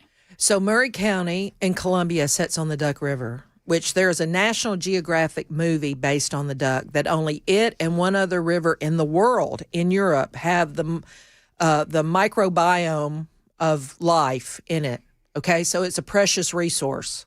But when it's a drought, it's a mess. And the current administration down there has had unfettered development to the point where it's sort of out of control. We've also got the GM plant and a big battery plant that it makes you have so many millions of gallons of water set aside for them to use a day in case something happens. So, yes, there needs to be a water plan. Was this what needed to be done? No, I don't think so. But it went through. And so I don't know if it's a done deal. If you ask Scott or Sheila, I think there'll be the state stepping in because, you know, like that guy was on, Matt, what's his name, was on Columbia Power and Water, said here on your show and basically said, well, if you don't like it, just buy your water from somewhere else. That's what he said. Well, I'm sitting here going, you're about to take a $500 million loan out to do this. Are you basically telling the county to go buy water from somewhere else? And what if they do? How are you going to service this debt? And that's what I tried to ask him. Wait, so you part of your business model is wholesaling water to Murray County, Right. wholesaling water to Spring Hill, Right. wholesaling water when needed to Mount Pleasant, Right. and these other areas. And you're basically like, if y'all don't like what we're doing, y'all go pound sand. Well, what if they go pound sand? Exactly. And it could happen. Now, listen, I was on the city council when it was a real drought and we were getting dangerously close to not being able to dissolve our sewage. You know, you have to have so many gallons once the sewage is put back in to re-clean the water to where we couldn't do it. I mean, this problem's been going on a long time, and everybody has kicked the can because then it starts raining again. You forget that you were low on water. But we can't ignore it anymore. Now, I would love to sell lakefront property with a dam there, but I don't think the dam can be built. And that's me speaking, and a lot of people are groaning about that in Murray County right now because I said that, but I don't think it'll hold water. And I lived through all of that, but I don't like the way this was done. It was a PR nightmare. The new dam, I mean, I understand that there are people that are advocates. They want it, yeah. And look, I'm here to dream big, and I'm here to listen. Yeah. But they didn't live through it the first time. But they're also selling it in a way that I think is a little disingenuous. Oh, we're ready to go. It was 98% built. If it was 98% built, where are the roads that were raised for the property that was going to be flooded? You know what I mean? So do you want to know my take? Yeah. Okay, so Normandy was approved by Howard Baker. And then Columbia and Murray County started raising hell because we had a lot of flooding, and it did flood a ton when I was a kid. And so under political pressure, they had to do a second dam, okay? Mm-hmm.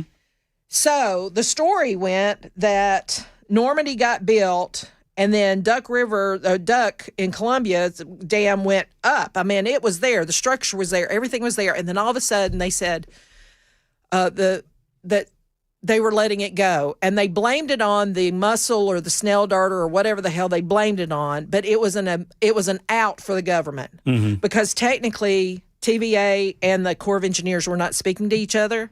And they realized an error that it was not going to hold over a foot or a foot and a half of water and would not be in the economic engine they thought it was. They made a mistake.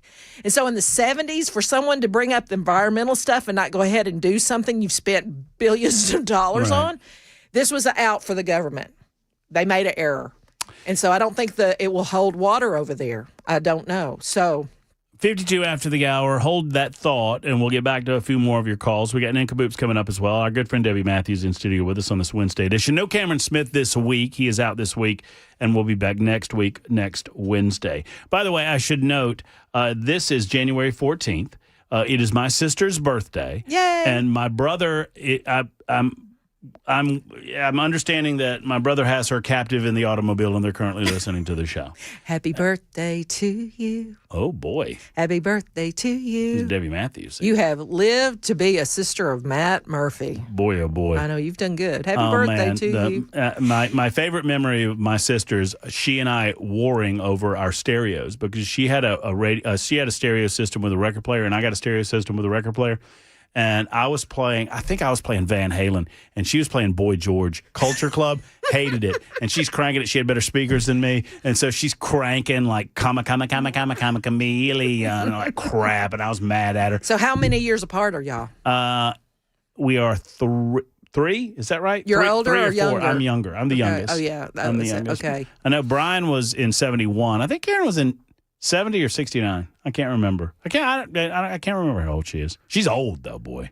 Old, ancient. But still has purple hair, though. Isn't it great to have a great sibling? You got two. I mean, really, to grow up with brothers and sisters. Let's not overuse the word great, Debbie. Oh, come on. Come on. It's great. I have a younger brother, and it's awesome. Karen and I came around. But I also want to say I'm thinking of you and John Henry today. Oh, yeah. This was my gotcha date. Well, Karen is associated with that story too because she was living where, John Henry came into my life in part because of my sister. And John Henry came to my home. My brother helped me get John Henry over there. My brother and my nephew loaded John Henry up and got him to our house. We were going to foster him. We were not calling him John Henry at the time. I think we had named him Seabiscuit. I think his name was like Tiberius, and we had named him Seabiscuit because he was like a horse. Which is my favorite movie of all time. Great film. And then we ended up keeping him for 13 glorious years. We lost him a little over a year ago. So if you go to my Facebook page. Thank you, God, for dogs. Oh, my Lord. Thank you, God, for dogs. You know why I love dogs more than I love people? Why? Because they deserve it. That's right. It's 54 after the hour on Super Talk.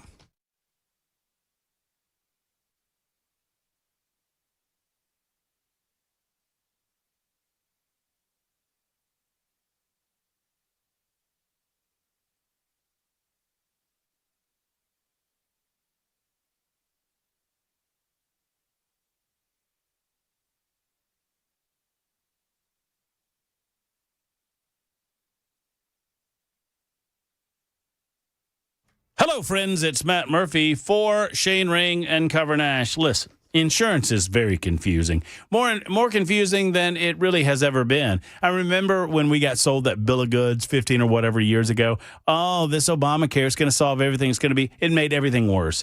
And now, sadly, these rates are going up. These premiums are going up. And if you don't know what to do, I would encourage you to call Shane Ring and Cover Nash. Allow him to walk through the process with you. He is a friend. He is a neighbor. You can meet with him in Brentwood. Their office is right there in Brentwood, Tennessee. They can also do it via the phone if you so desire. They're going to help find the right rate and the right program for you. And they shop the entire marketplace, and they do so on your terms, not the terms of the government. Real health coverage, friends. They can lower your rates. They can get you good premiums. They can get you good deductibles, and you don't have to play by Washington's rules. Call Shane Ring and Cover Nash and cut out the red tape. If you're self-employed, uninsured, or simply tired of paying too much, it's time to get with Shane and Cover Nash. 615-465-0023, 465-0023, or online at covernash.com.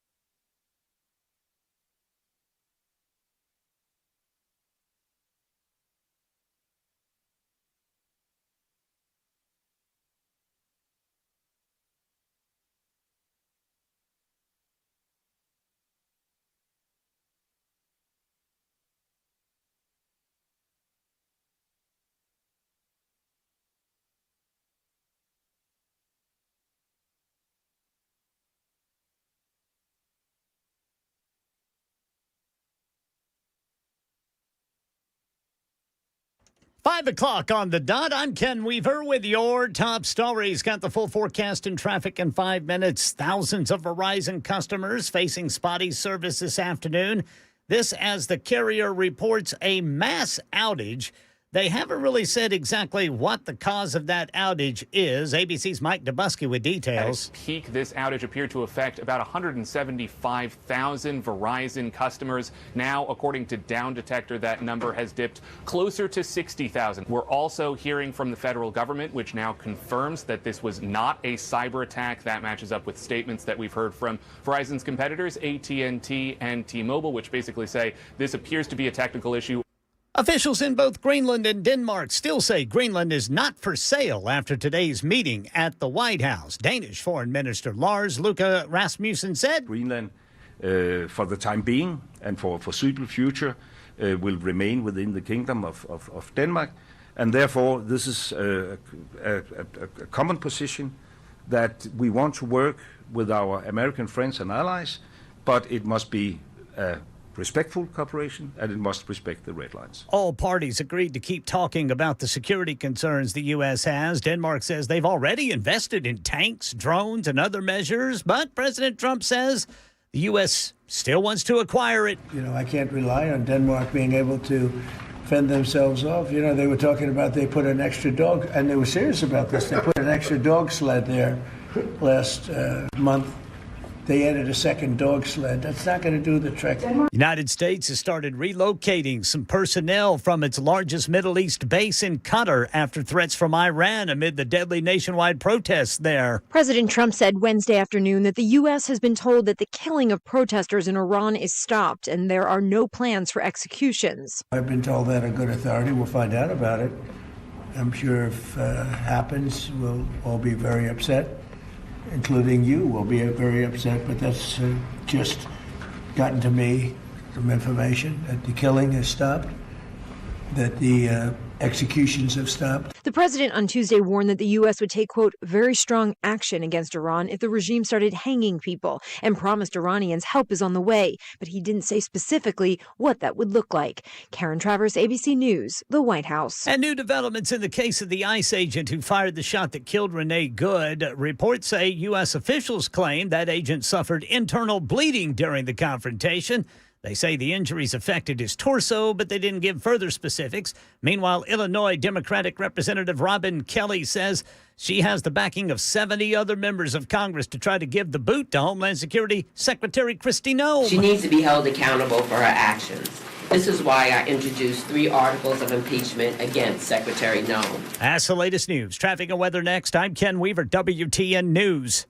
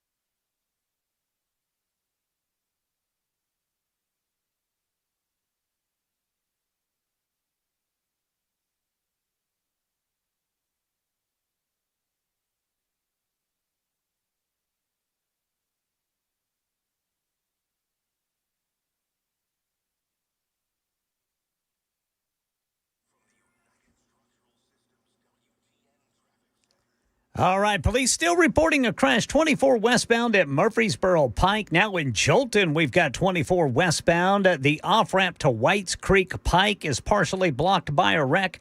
And in Clarksville, an overturned vehicle, 24 eastbound, right before ML King Parkway, exit 11. I'm Ken Weaver.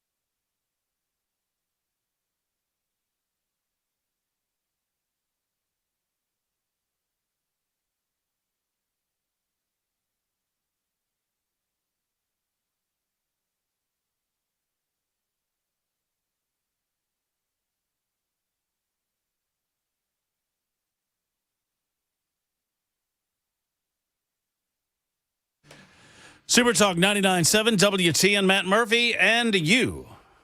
I thank you for being with us. Man, I've got some delicious audio coming to you from a hearing, and Senator Josh Hawley just laid down the thunder at a hearing earlier today regarding boys and girls. What is a boy? What is a girl? Boys and girls sports, boys getting out of girls sports. We will play it for you coming up in just a few moments on Super Talk 99.7 WTN. I also mentioned that I did a deep dive. This is what a nerd I am. By the way, Debbie Matthews is with us until 5:30. We'll get into nincompoops in the news at that time. But, Debbie, thank you for being here. I love it. So good to see you. You're good to be here. I appreciate you. And if you have any questions regarding realty or anything else for that matter, if you have a question about Murray County, you've come to the right place because Debbie knows. Yeah. I'm a new I'm about to be a Murray County resident. Yeah. I mean, I'm paying my gas bill and my water bill there already. So you know I guess what that my makes me a favorite thing resident. is that I get to take my California or Illinois people when they come to town. Mm-hmm. I take them to get their tags. Yeah, and they don't have to wait in line. Well, they don't have to wait in line, and the lady says that'll be $48 or $68, whatever it is, and they almost pass out because just to register a motorcycle in California is like $2,000 a year for tags. What? Yeah, I mean, truly, insane.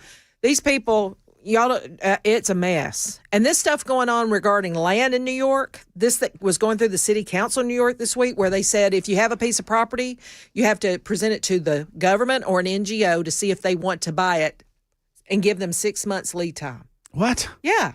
I mean, this is true communism coming in. So prepare. Well, He's gotta go. And it's one of the reasons that I clap back. I call them my purity conservative friends, and y'all know who I'm talking about. I've been here a little over 4 years now, and I got to Tennessee, and Tennessee is a honey hole, y'all. And I understand that we have problems. I understand that we've got to watch it. I understand that we've got to monitor it. I understand that growth is an issue. I understand all of those things. I feel like I do. I hope I do. But we are pretty good, and we're not maybe not the best, but we're up there. And I remember coming into the state and recognizing that there was no state income tax, and that's a good thing, and feeling like, well, they're going to get me somewhere. You know, they always get you somewhere, right? Yeah. And then looking at property taxes, and obviously I've been renting, but at the same time I know my property tax rates, right? And I'm like, okay, well, that's not too bad. I mean, property taxes aren't too bad. They could be better, but they're not too bad. They're not as bad as Alabama, and Alabama has a state income tax, and Alabama's a red state. That's right. And so I go to the DMV, and I'm getting ready to get my license and my tags and all of that, and I'm like, well, here it comes. This is where they're going to get me. No, they don't get me there either. And I'm waiting for the other shoe to drop, and the other shoe does not drop.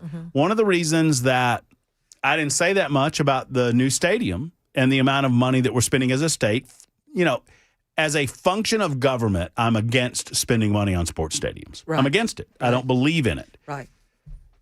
But I'm not going to yap about it too much because that's the front porch of the tourism industry in this state. Right. Broadway and Pigeon Forge and Gatlinburg and Dollywood and all of these other places. Right. And one of the reasons that our tax rates are what they are is because people want to come here. Right. And they want to enjoy themselves. Let me say this, if it's comforting at anybody at all, because I've handled California people, I've handled New York people and Illinois people. When they're brave enough to leave their state and their home and make the choice to come here. It's a bravery test because a lot of people can't do that. They're leaving everybody else behind to make this change most of the time. If they come in and they're just liberal flakes, most of the time they give it 2 years, then they have to move back to another liberal place. Okay, so they get rid of themselves. But most of these people coming in truly value this, and they're going to protect it. And they say, "I will not California your Tennessee." They will say that. And I say that to them up front. Do not do that. Do not bring the crazy here. But they're so appreciative and honor it. And actually, we take it for granted, the slow creep, a death by 1,000 cuts of regulations and things. These people are traumatized. They buy land. They're like, okay, what's the state going to do to me? Are they going to make me do an environmental test? Are they going to make me dig up to make sure that there's nothing buried here? I mean, really. It's like they got PTSD. It is. And they even comment, I cannot believe how self-censored I was in my life out there because they were afraid to say anything out loud. I've told this story 1,000 times. I moved a family into a little house, and she took a picture of a new house, and it happened to catch the American flag of the next door neighbors. And she sent it to 7 of her friends in California. Mm-hmm. And 5 of them went, ooh. And she goes, well, what do you mean by that? She said, a flag. And she goes, yeah, what about it? It's an American flag. And they said, no, that means it's a Trump supporter. I mean, this is how crazy these people are. And so until, California a year before last was trying to say, if you move out of the state, because everybody was moving out of the state, we are going to charge you taxes for the state of California for 10 years. And these people can't even shoot their way out. Go pound sand, you politicians. Right. What are you talking about? Right. And you look at, all of these people that can't get building permits in the Palisades, that's just their normal red tape. And in these blue states, I think it was Maryland, that it's taking 9 years to get permits done to build a house. Okay, this is insanity. What? Yeah, so we cannot have that creep regarding property rights or building things, regulations. They got to go. You got to keep an eye on it. And I understand anytime we talk about those moving in. Yeah. I recall that, Governor Bill Lee, after Mom Donnie was I guess this was before he was sworn in, but it was after he was elected. And Governor Lee put out a video. It was about a minute and a half of a video that said, hey, we just want to let y'all know if you value freedom, if you believe in liberty, if you believe in the American way of life, Tennessee loves you, and any of you businesses that want to find a new way, we're open for business. And that's his job. That's his job. Well, and some gave him hell for it because they're like, we're full. Tennessee's full. Tennessee's full. And I understand that there's a balancing act. You don't want to grow too fast. Yeah. And frankly, there are some that suggest that Murray County's growing too fast. Yeah. I've heard that. But that's Murray County's fault. They could do a moratorium on the bill anytime they wanted to. Okay? You are in control over your area if you have the political willpower to do so. Locally. And I'll tell you a place that I think is growing too fast, and I love it. I love it out there, and I'm about to leave it. Yeah. Mount Juliet's growing too fast. No, it's too much. It's too much. It's all flowing into each other. And, you haven't had Charlie Hatcher on yet. I have not yet. Okay, so Charlie Hatcher is a friend of mine, and he's running against Andy Ogles for the congressional 5th, okay? But what Charlie knows is land and agriculture because he was the Agriculture Commission for here in Tennessee. He was the state vet for a long time. But you need to talk to him because he says we're losing, I want to say 10,000 acres a day of farmland in Tennessee, okay? You got to talk about this because these small towns have been hat in hand begging for anybody to pay them any attention. And then these people show up and they're giving this stuff away. Most people in Murray County do not understand the value of the dirt they're standing on anymore because they still think of it as old time. Well, and so they give it away. They want industry or whatever. When I was on the city council, I said, why don't we look at these gun manufacturers that are in these blue states and say, you need to come here. Okay? I think Connecticut, that was before Beretta came into Goodlettsville or north of town. We have Barrett, we have different ones, but there are still some gun manufacturers. I would say bring that business to Tennessee right now. And Bill Lee is important. I would rather him find businesses in New York to move here instead of going to China. 100%. Okay, 100%. So he has to do his job, and that's bringing, quality jobs to Tennessee. So 9487 says, and I don't know if this is slightly tongue-in-cheek, but 9487 writes, I have 5 acres in Humphrey County. Mm-hmm. How do I advertise in New York and Illinois that my property's for sale? Can you please ask Debbie that or get her to answer for me? Thank you, Matt. I'm an avid listener. I promise you that you can put it. Well, first of all, if it's not listed, I'd love to interview to be your agent. And we'll put that thing online.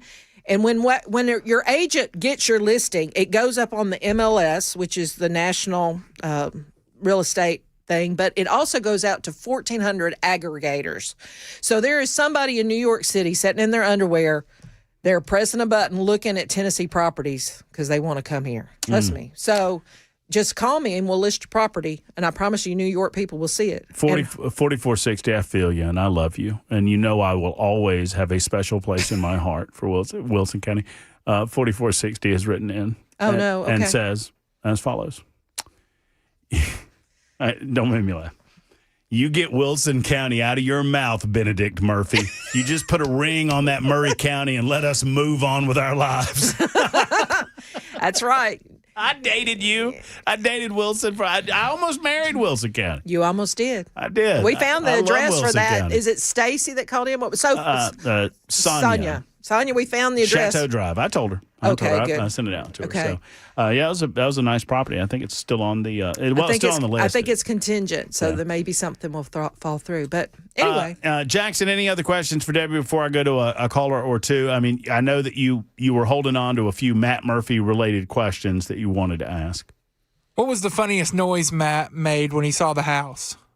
He sounded like a groundhog. It was a weird noise, but I knew that was the house. But you know what? You said that, and it makes perfect sense. You said, I don't listen for, I think I have this right. You said, I don't listen for what people say. I listen for the sounds that they make when they walk in a house. Right. You said, I'm quiet. You get quiet and let people experience the home when they walk into it. And then you said it's your experience that you know in your head within a couple of minutes whether or not it's right for them. It's quicker than that, right? Yeah. It's almost like the house chooses you, too. It's a spiritual connection. And I would say most people know the minute they walk in that front door, they know that that's it. It's a funny thing. I just wanted a house with character. And I'm not knocking new home construction. I know that there are many new homes that are being built that do have character, but a lot of them are very plain. They're all very similar. It's a house box. That's you know, you walk in and there's the stairwell, and maybe they put it on the back of the house, maybe they put it on the front, and then here's the dining room, and then there's the front living area, and then there's the back. You know, it's all very sterile and anticipated. Mm-hmm. And when you find a place that and some people love that, that's great. I'm not knocking other people's taste. Mm-hmm. Just a matter of finding a place with a little bit of character. So I live in a house that was built in 1910. You got ghosts, I bet. I do have. I told you my ghost story. Did you? Yeah. I might not have been listening. Yeah, you were. Was I? Remember I told you that Jason had a rider down? Oh, yeah. And he went to the bathroom and he came out and he goes, do you realize you have a ghost? I was like, no, I don't. And he's like, yes, you do. And it was an old man wearing a bolo tie. That's what he said. You did tell me So this anyway, but I love old houses because the construction was better. I hate to say it. I mean, and I've been on the buyer's end with clients that are buying $3-4 million houses that are brand new, and that inspection report comes back with so many fixes that need to be done. It's a new construction, and that happens. You're going to be fixing something whether it's new or old. So make something that makes your heart sing. And old construction, old houses make my heart sing. And you expect, I mean, when that inspection report comes back, and Bruce, who's Bruce work with? I want to give him a shout out. Bruce and Julie Hall own, I think it's Tennessee Valley Inspectors. There's another one out there that is almost the same name, but not quite. But Bruce and Julie Hall. Bruce is great people. He's a listener to the show, and he's good folks. And, he warned me. He said, listen, your house was built in 1960, so when you first get this inspection, it's going to freak you out. Well, you get the summary, and it's like a gut punch. And then you reread the summary and you go, oh, this is an electrician for 2 hours. Or this is so it's these easy. are small little things, and these are oftentimes cosmetic type things or whatever. And a lot of times when you buy a house from, like you bought a house from a widow, whose husband died last March. Yes. And they love that house. It's got a great spirit to it with a lot of love. Yeah. But when someone passes, deferred maintenance happens. So that's right. Right. That's right. Yeah. No, it'll be good. Paul has a thought. He is a fellow realtor. Hello, Paul. How are you? Hi, guys. I just happened to come across you guys. I am a realtor in Illinois and Florida, driving back from Florida, dealing with some clients. You're absolutely right, Deb. They're shell-shocked when I bring them down to the freedom of Florida. Yeah, I bet. Listen, if you ever have somebody in Tennessee that needs help, and if you're not licensed in Tennessee, I will take care of your people and give you a good referral. And if I have somebody that needs help in Illinois or Florida, I will send them your way. Yeah, and get that listing for that property and get me the info. I've got two rather large Facebook groups that I put all my listings on. Mm-hmm. My Florida group is 25,000, and my North Shore, I'm actually on the North Shore of Chicago, which is the affluent section. Yeah, it's beautiful. We'll get that out there. Well, they did a listing that the top 5 states right now are Texas. Yep. Florida. Then North Carolina, Mm-hmm. Tennessee, and then South Carolina. Mm-hmm. These are the, who said the South wouldn't rise again? Look at it. Well, and Paul, you don't know this, but normally I'm not talking realty, I'm talking politics. And let me tell you something. Sadly, if we don't come together on some of these political issues, that's where it's going to lay out very similar to the way the big breakup is going to happen. And it's going to happen in the way that it happened in the past for different reasons, obviously. But Paul, the same number that you called in on the radio show, you can text me on the super text line. Text me your info, and I'll get it to Debbie, and you guys can kind of compare notes. So, yeah, it's the same phone number that I called in on, right? Okay. Yeah. Yes, that's right. Just text. Cool. Nice to meet you, Paul. All right. Thanks, Paul. I appreciate you. All right. So anything else we need to know about Columbia right now in terms of, John Rose is coming to I'm the chair of the Conservative Republicans of Murray County, and John Rose is coming down on the 26th to share. He's a great conservative congressman that's running for governor. We're excited to hear from him. And, of course, I have the Debbie Matthews Show that is on Spotify, Apple, Twitch, or wherever you consume your podcast habits. So it is a conservative talk show. It is not real estate. It is politics all the time, and we have a lot of fun. So please come listen with us. Debbie, thank you for being here. Oh, let me say this. I also am on Three Dudes with a View twice a week, which is our morning show. Down in Columbia. We're triggering liberals halfway between Dollywood and Graceland every day on WKOM 101.7. So you got to tune in. You get all your plugs in, Debbie. Well, I plug you on there. Well, good. I was like, you should. Absolutely. So you're my friend. You're my client. You're my neighbor. So you better not show your butt in Mount Pleasant or I will be hated. That'll be happening. Oh, well, there's going to be butt showing. I can assure you of that. And the next time that we eat, I'm buying. By the way, Debbie would not let me buy a meal while we were looking at houses. It's actually... what is it? A phobia? Not a phobia. Yeah, it's sort of a phobia. It's something that is bad luck. A superstition of yours. Yes, a superstition. It's not just mine, but in real estate, that you never let a client buy anything for you until you've had the transaction. Well, we've had the transaction, so now it's my turn to buy, I guess. Somebody snuck and paid for a meal when I was in the bathroom, because I've told them this, and I was buying. We never have had a transaction yet. What? Since then, I'm telling you, I'm very superstitious about it. So thank you for following directions and letting me pay until. But yeah, it's time. Well, I appreciate everything that you do, and you're great at what you do. I appreciate that. Well, there's Debbie Matthews. We've got Nincompoops on the way. Hey, is that our seminar caller fella on line one? It is. You know how much I love. I almost said a bad word. You know how much I love screwing with these people, right? I'm gonna screw with this dude in a moment on Super Talk 99.7 WTN.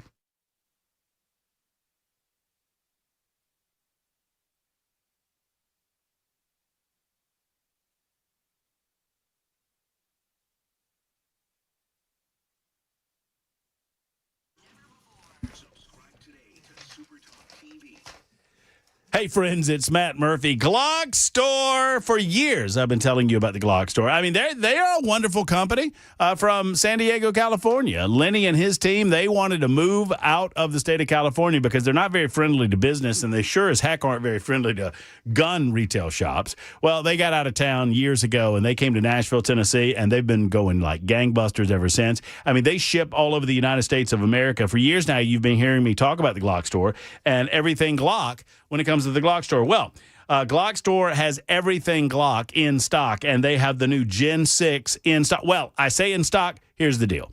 They've allowed pre-ordering on the Gen 6 because so many people are very excited about them. They have the RTF6 texturing, the beaver tail, which is enlarged for the new models, flat face trigger, the trigger guard undercut, everything that you've wanted in your stock Glock, they've got it on the Gen 6. These are pretty refined guns. And as you might expect, they have been very popular on pre-order. So the 17s, the 19s, and the 45s, they went on pre-order like that. But right now, if you pre-order as the new shipments come in, as a thank you for that pre-order, mention my name and they will throw in an extra magazine when you pick up your new Gen 6 Glock. Here's what you do.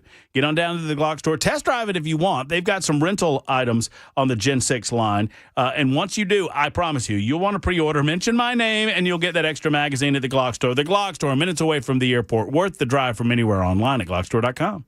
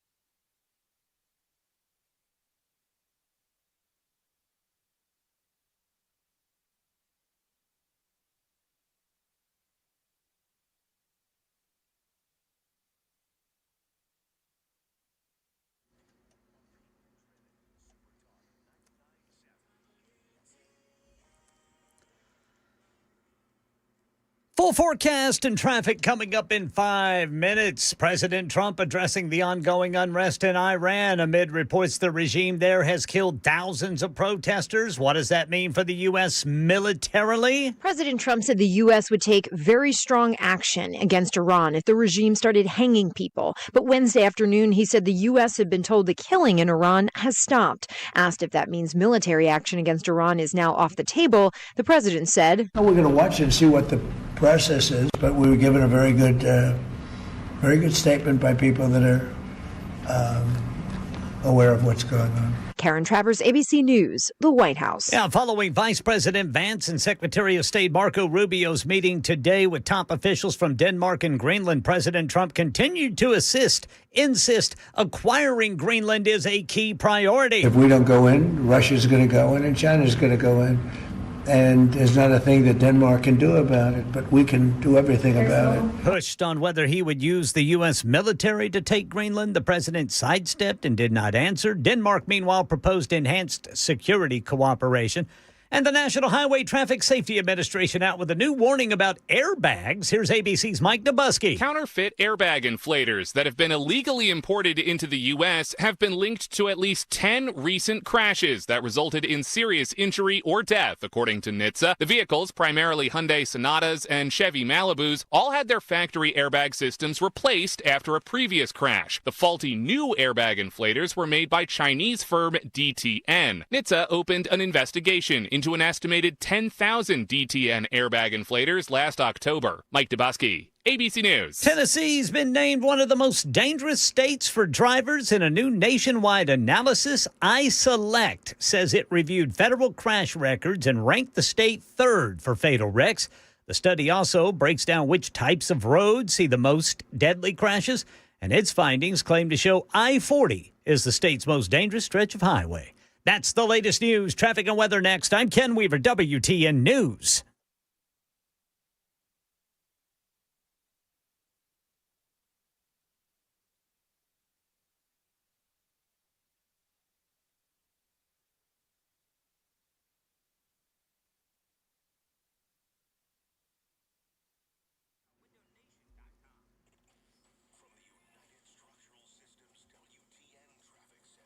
All right, we have picked up a crash. This is going to be Old Hickory Boulevard right there at 24th Street in Lakewood. Antioch, look for this. That's going to be Cane Ridge Parkway and Old Franklin Road. And then in Clarksville, got an overturned vehicle. No lane blockage reported, but you might have to slow down for first responders. That's going to be 24 eastbound before M.L. King Parkway. And now downtown Nashville, we got one Church Street just east of 10th Avenue North. Looks like they're about to clear that Jolton off-ramp partially blocked crash. That's going to be 24 westbound to Whites Creek Pike. I'm Ken Weaver.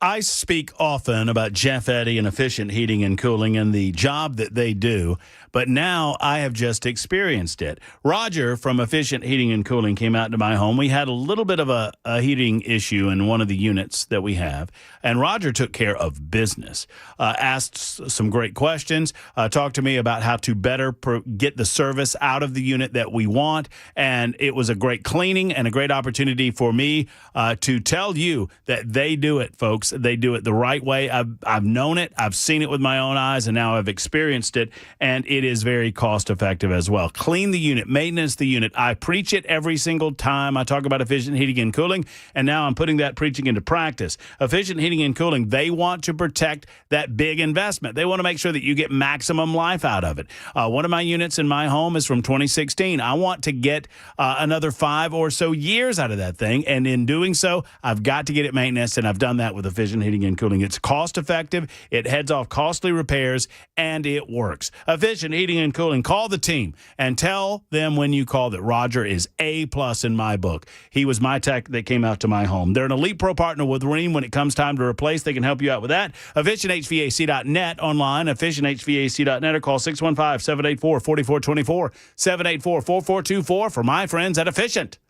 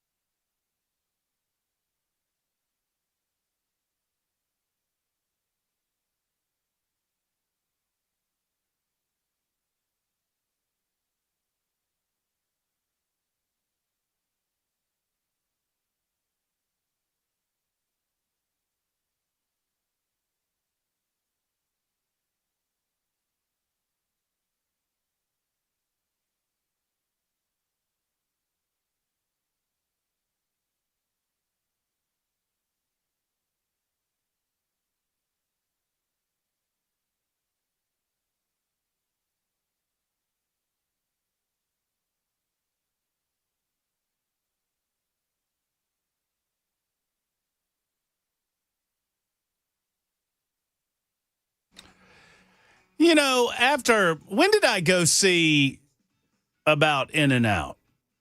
It was, what, a month ago? Yeah. Thereabouts? You know, I'm still getting communication mad at me because of what I said about the fries. I just got some. Fries are tasty. The fries were not good, in my opinion. I've had it twice since then, and both times been and delicious. you did not. Well, I mean, I'm giving them another go. I got the fries well done. I know what you're doing. See, you're poking the bear. Got to get the fries well done. Everybody knows that. Well, then why don't they just cook the fries well done for everybody? And then you dip them in the spread. Ooh, it's tasty. I understand that. My point is, because that's the thing that the people first said. Well, you didn't order them right. You got to get them well done. Well, then why don't they do them all well done? Because some people like them chewy. No one would have liked the fries the way that I got the fries. Although the rest of the burger was delicious. Hamburger is the main attraction. No question the hamburger is tip-top. Tip-top for that level of restaurant experience. And the price cannot be beat. So did I see something about Smyrna? Like they were going to build an outfit in Smyrna, but now they're not, or something or another? Y'all tell me on the super text line. That's a good question for Ken Weaver. That is a good question for Ken Weaver. Ken Weaver is in on Nincompoops in the News, and so maybe he has an... Ken, did you see this story out of Smyrna where In-N-Out, I think I read it correctly, that they're pausing construction plans for In-N-Out in Smyrna? I could have read it wrong, and if I did, I apologize. 1844 in the meantime says, I love the soft fries, Murphy. Okay. I mean, once again, I'm fascinated with the cult-like attitude that some people have about In-N-Out Burger. I said I loved the burgers. The shake was good. Everything was fine. The fries, meh. Not so much on the fries. And people just destroyed me to the point that someone just said, I just left In-N-Out Burger and the fries were delicious, Murphy, and you don't know what you're talking about. I'm like, good gracious. They're tasty. Good gracious. I'm trying to figure out what I'm eating tonight. I'm hungry and I'm alone. Oh, so where's he? The world is my oyster, as they say. She is. The dogs are in Montgomery. Why are the dogs in Montgomery? Because we're moving. Oh. And so and they're already freaking out. The little pooches. I didn't have the heart to tell them they'd never see that house again. Mrs. Weasley and Munford. That would be Mrs. Beasley and Munson. Miss Beasley ain't going to care when she gets her mouth around one of them squirrels. You got that right. She is going to tell those. Although we have a hawk. We've seen him every time. Really? We went to, we got about 2 acres, and in the backyard, this hawk swoops down and is sitting, and I'm going to there's a large shed that I'm going to store some things in, and I was a little concerned that I might have seen some water issues, and it had just rained the night before, so we were out meeting the painters, and I said, I'm going to go down and make sure that shed's not leaking. And so E went with me, and we're walking down, and the hawk had swooped down and was standing on the ground, and we're probably, 25 feet from the hawk. Big red-tailed sucker. Well, I'll be. And he's just looking at us, but he's not moving. And, normally they fly away. I mean, we're 30 feet away from him. And he's just standing there. And I told Eda, I was like, hold up a second. I said, he's got something. I said, he has something. Yeah.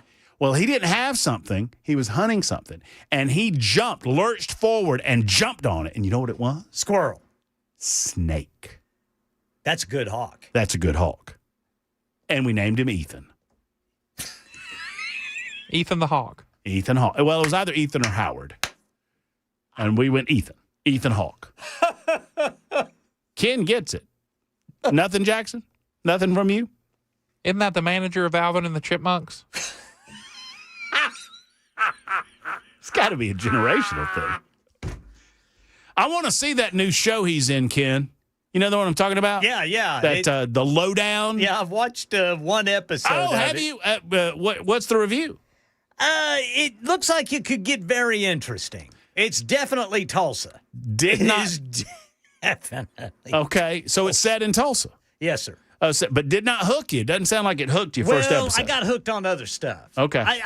I tend to let the wife run the TV watching. I got you. And right now we're tied up in some other shows, but I'm definitely going to get back to Ethan Hawke in the lowdown. Yeah, but we've got Ethan Hawke in the backyard. And so, of course, when the snake thing happened, and I'm like, yes, sir, let's go, Ethan. That's what we're talking about. Keeping the yard snake free. And he pecked at it for a couple minutes, and then he didn't like we were so close. We had stopped, and he took his snake and swooped up into the Ethan Hawke tree in the backyard, which is what we're calling that. And now E is worried that Mrs. Beasley is small enough that she might get eaten by the hawk. No. And Beasley's 18 pounds. Yeah, no. I think she's fine. If it was a little Yorkie or something like that, you might have something to worry about. And Miss Beasley, she's Mrs. big Beasley enough. She can handle her business. can fight for herself. I feel the same way. And also, good news, no leak in the shed. So that's good. Now, you might want to look out for bald eagles.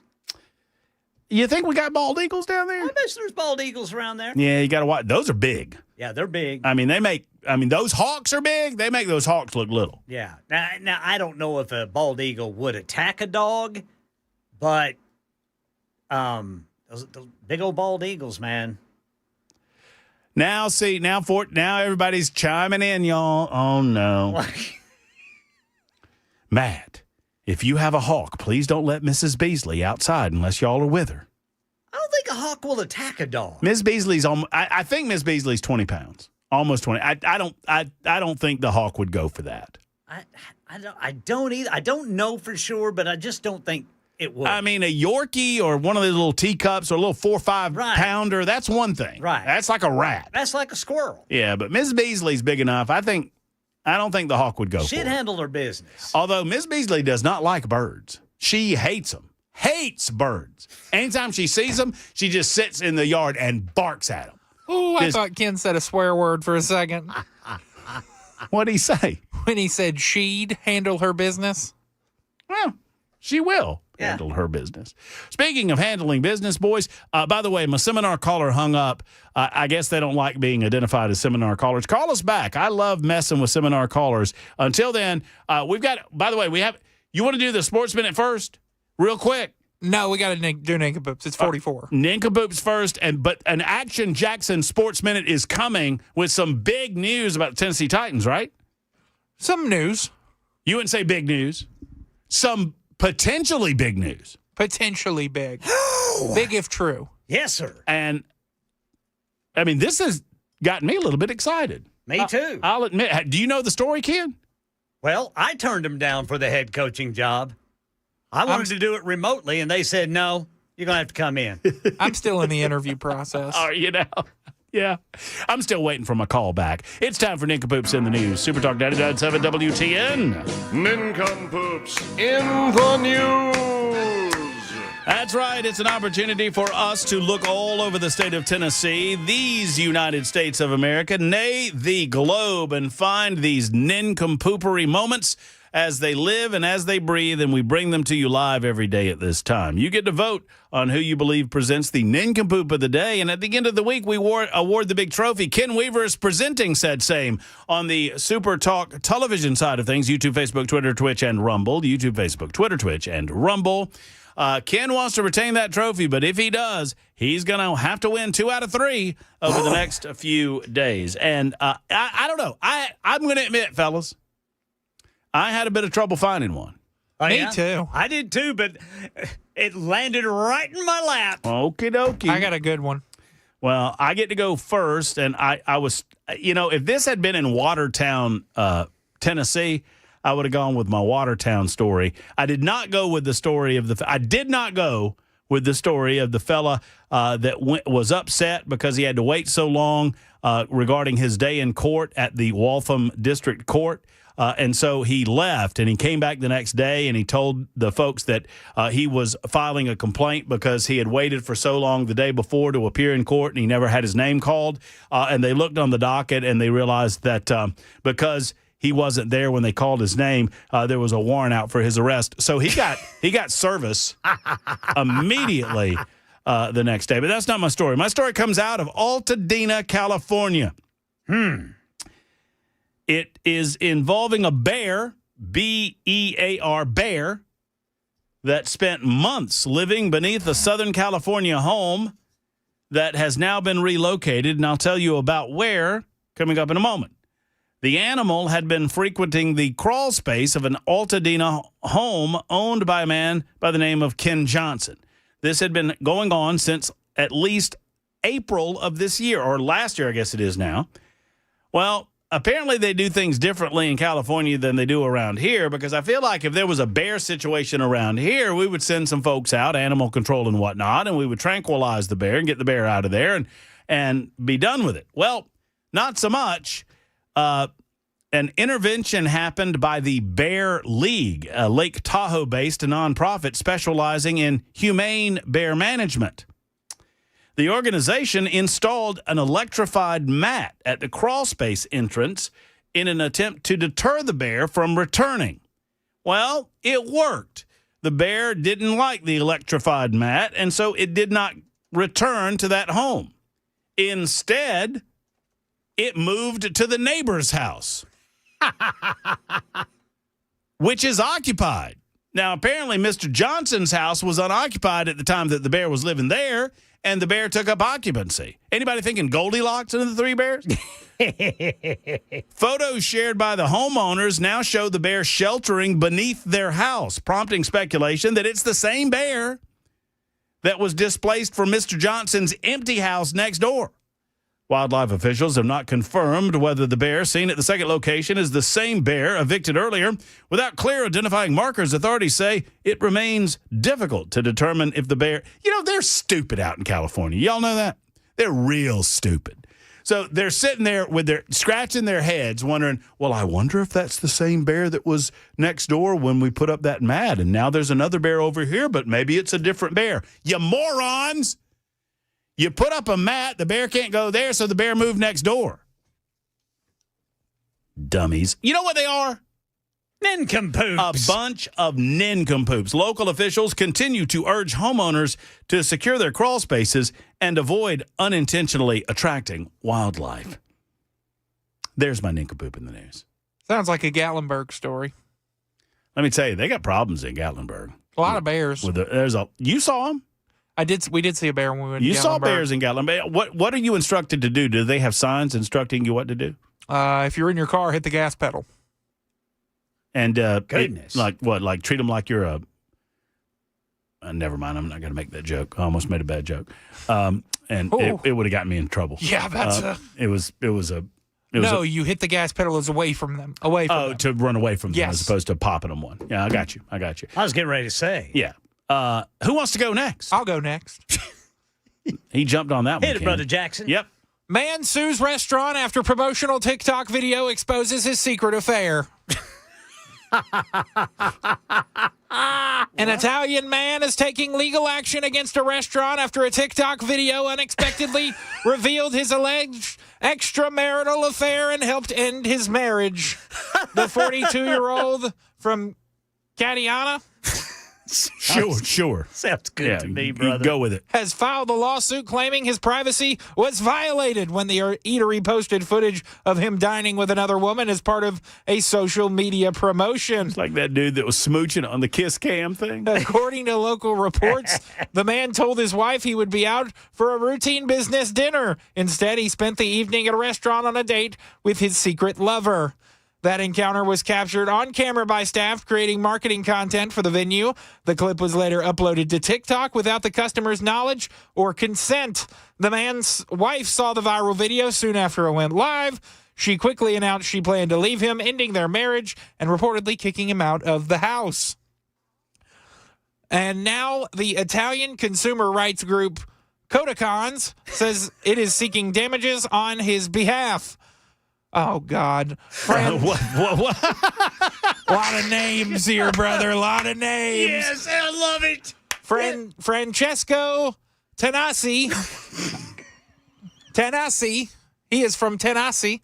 Representative for the organization argued the restaurant acted unlawfully by filming patrons and sharing the material online. Just keep going, Jackson. In certain give me cases, flow music. The publication of a video can have very serious effects on a person's private life and family life. He went on to warn that restaurants must obtain explicit permission before using customers in any kind of promotional material. It is inadmissible that a restaurant films its customers without clear consent and posts the video exposing the person to unpredictable consequences, Tanasi added.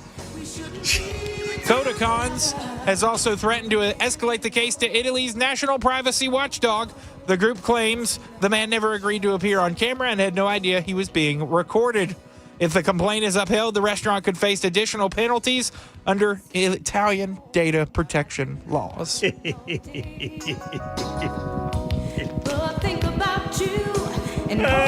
Those secret lovers from Atlantic Star. I love it. That's a good one, Jackson. That's way to go, Brother Jackson. Probably not good enough to defeat Weaver, but let's find out. Go ahead, Ken. All right, boys, I got to get to it here. Like I said, this one just kind of landed in my lap today, fellas, because I've been real busy. I've been real busy and just haven't had time to really look for an nincompoop, but I've found one thanks to ABC News covering this story out of Florida. My nincompoop is Doug.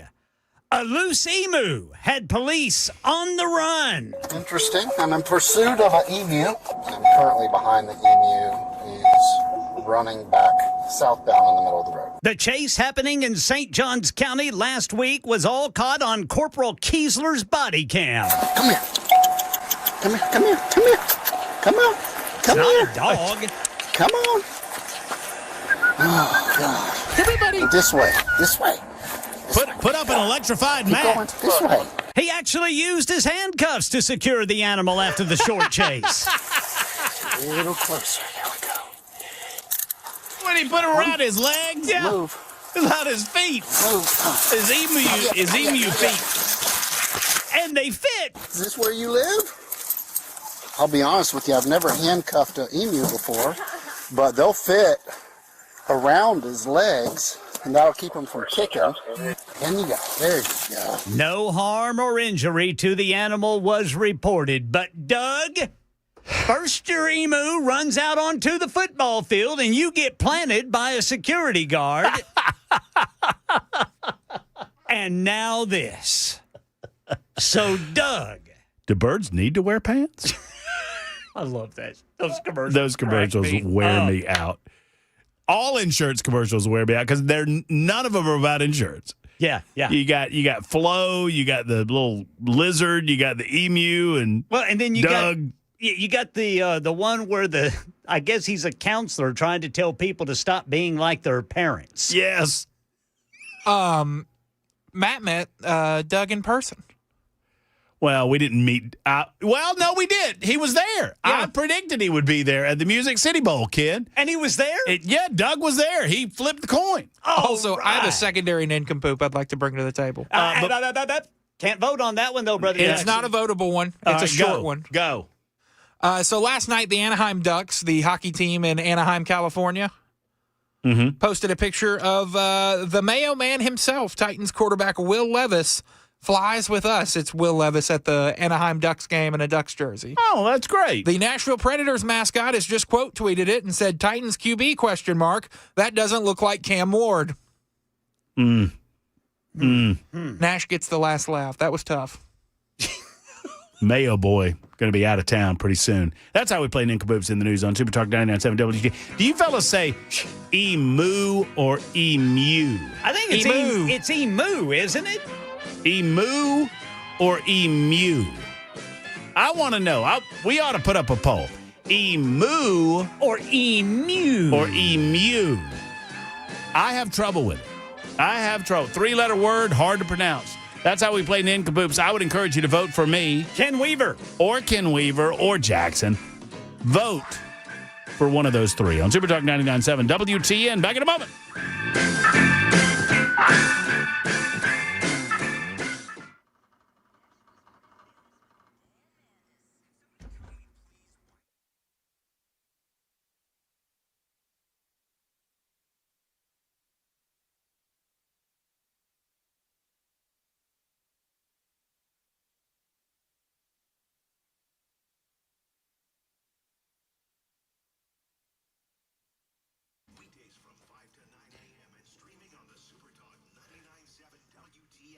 That conversation will be shorter than Mandus himself, huh? Huh? Huh?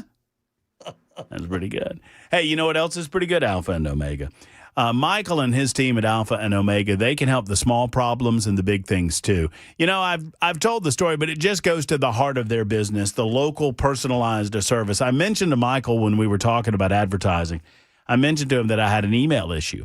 Michael got together with Eric, his IT tech professional, one of many that they have at Alpha and Omega. And they got me on the phone and they said, we're going to walk through this. We're going to figure out your email issue. And they did. Within like 10 minutes, they had solved an issue that I'd been dealing with for 6 months. That's the type of fellows we're talking about at Alpha and Omega. Now, obviously, you've got bigger fish to fry if you're a business and you've got IT problems, maybe a server issue, an email issue, computer issues, or goodness me, God forbid, cybersecurity or ransomware attacks. Let's get with the program, friends. Let's get with our friends at Alpha and Omega. Don't spend all of your time worrying about this when you can give it to Alpha and Omega, allow them to be your IT professional, and they'll solve these problems for you jiffy quick, and they're on call 24 hours a day, 7 days a week. You'll never get an AI bot. You'll never get somebody from out of country or out of state. They're localized right here in Middle Tennessee, and I love that about them. Call 615-784-0096, 784-0096, or ANO.net. That's A&O.net.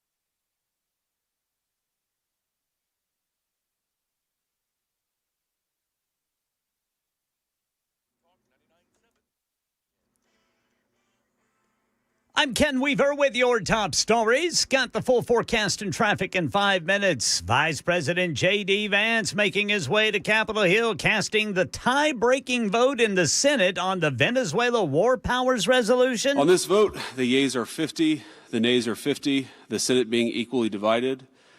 The Vice President votes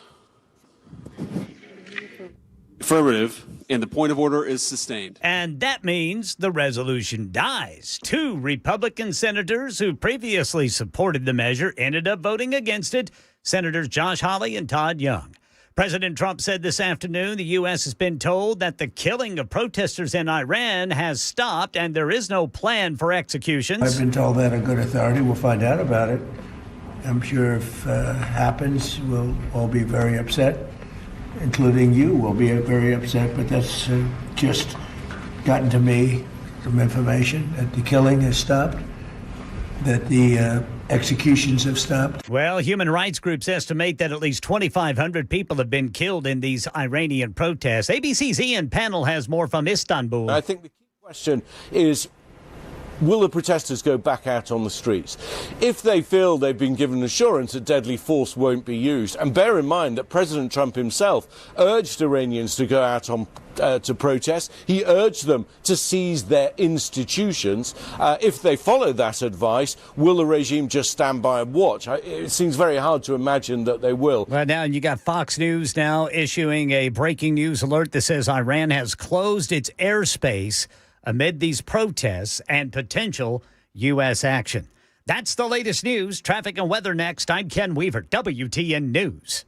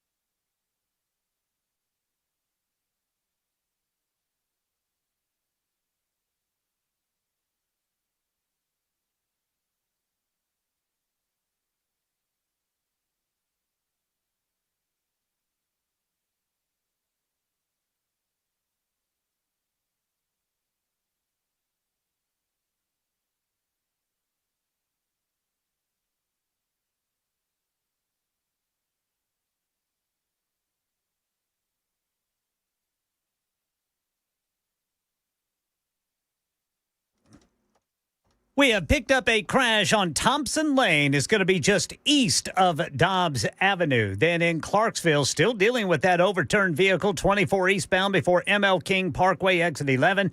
And in Murfreesboro, a crash off on the right shoulder, 24 eastbound at Medical Center Parkway.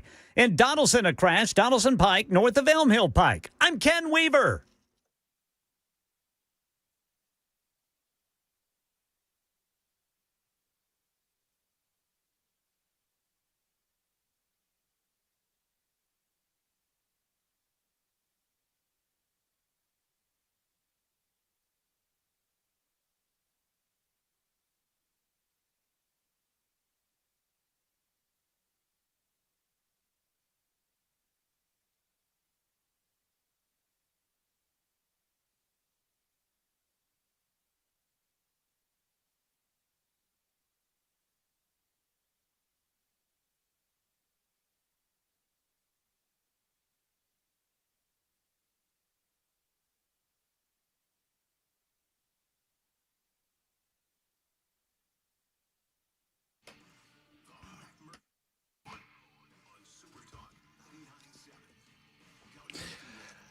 Super Talk 99.7 WTN. It is just after 6 o'clock, 6:07 to be precise. My name is Matt Murphy. This is the final hour of our Wednesday, Jan 14 edition of the Matt Murphy Radio Show. Once again, happy birthday to my lovely sister. She is Karen. She is a Karen. And she's 50-something today. I don't know how old she is. I wish I did. Let's see. Let me figure this out. I'm 52. Old. My brother's 54.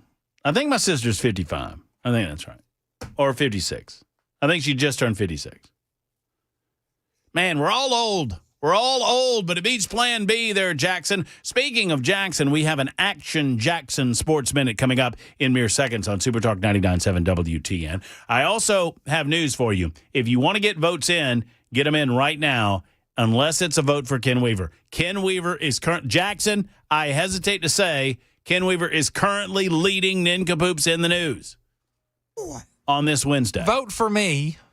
A vote for Ken is a vote for communism. No, don't vote for Jackson because Jackson is way in third place. So you are in third place, my friend. I'm in second place. I am just saying, if you vote for Ken, you must love socialism. Because that's what we're becoming, a dictatorship. So you're suggesting any vote for Ken Weaver, you might as well be voting for Joseph Stalin. I wasn't going to say it, but you took the words right out of my mouth. Okay. I'm not against it. Oh, look. Come on, comrades.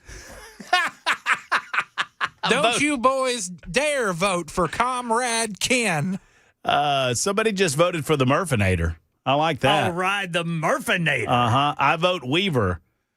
Sally says, today's my brother's birthday also. Happy birthday, Sally's brother. And then 3686 goes W-E-A-V-E-R, Weaver, Weaver. Yes, sir. Thank you. And Nolene has put the question to bed.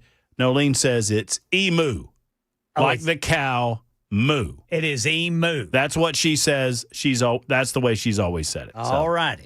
All right, so if Weaver does take out the victory, and you've only got about a minute or so left to vote, I just got one in. If Weaver gets the victory, then that is one vote Murphy, one vote Weaver, one vote Jackson for the week, which means that Ken Weaver still can potentially retain the title. Yes, sir. Or if Jackson and Matt Murphy battle it out over the next 2 days, we'll have to figure that out. Because I don't know what we do if you and I tie 2-2. And Ken currently has the title. Ken will say he keeps the title, but he doesn't. No, then it's a fight to the death. All right. Or I could just buy you lunch and you let me have it for a week. That sounds more appealing. That's fair. Okay. I am very easily bought. We are going to the United States Senate, where there was a hearing that happened earlier today that I want to share with you. You will absolutely love it. It's about 4 minutes of audio, but you'll love it. But before we go there, we first turn our attention to the world of sports. For an Action Jackson Sports Minute, where there's an update on the coaching search for the Tennessee Titans. Jackson? Little bit of an update here. I believe last week I said in a sports update that I didn't think the Titans had a chance at old John Harbaugh, coach No, for the you Ravens. said not a chance in Hades, I think is what you said. Well, it seems as Hades is frozen over. Oh, what? What? This is from Matt Zenitz of CBS Sports. Well, if Matt Zenitz says it, then it must be true. He's been on top of a lot of this coaching news. Uh-huh. John Harbaugh's upcoming meeting with the Titans scheduled for Thursday. He met with the New York Giants today at their facility. He is meeting with the Titans at his home tomorrow. Whoa. And John Harbaugh's upcoming meeting with the Titans is the only other meeting currently locked in for him coming out of his meeting with the Giants, according to sources telling CBS Sports. Giants and Titans seem to be, at the moment, the only two teams to keep an eye on with him, per sources. Wait, so you're saying that Harbaugh is locked into either the Giants or possibly the Titans, and that's about it? This is fluid. So he could decide he wants to take a meeting with the Falcons, who have been the other team rumored. But currently, he had his meeting with the Giants today at their facility. Their goal was to not let him meet with the Titans. And he's meeting with the Titans. He is meeting with the Titans tomorrow. Well, okay. Titans are currently on their way to wherever John Harbaugh lives. His parents live about an hour north of here. Could be listeners. Wait, John Harbaugh's parents live in Bowling Green, Kentucky, in the listening area. Wow. Mr. and Ms. Harbaugh, welcome in. Glad you listened. Thank you so much for your time and consideration. We appreciate you being P1s. And tell your boy we would love for him to be the head football coach of our beloved Tennessee Titans. Would very much love it. Mr. and Ms. Harbaugh, give Jackson a call on the call-in line, 615-737-9986. Let him know you're listening.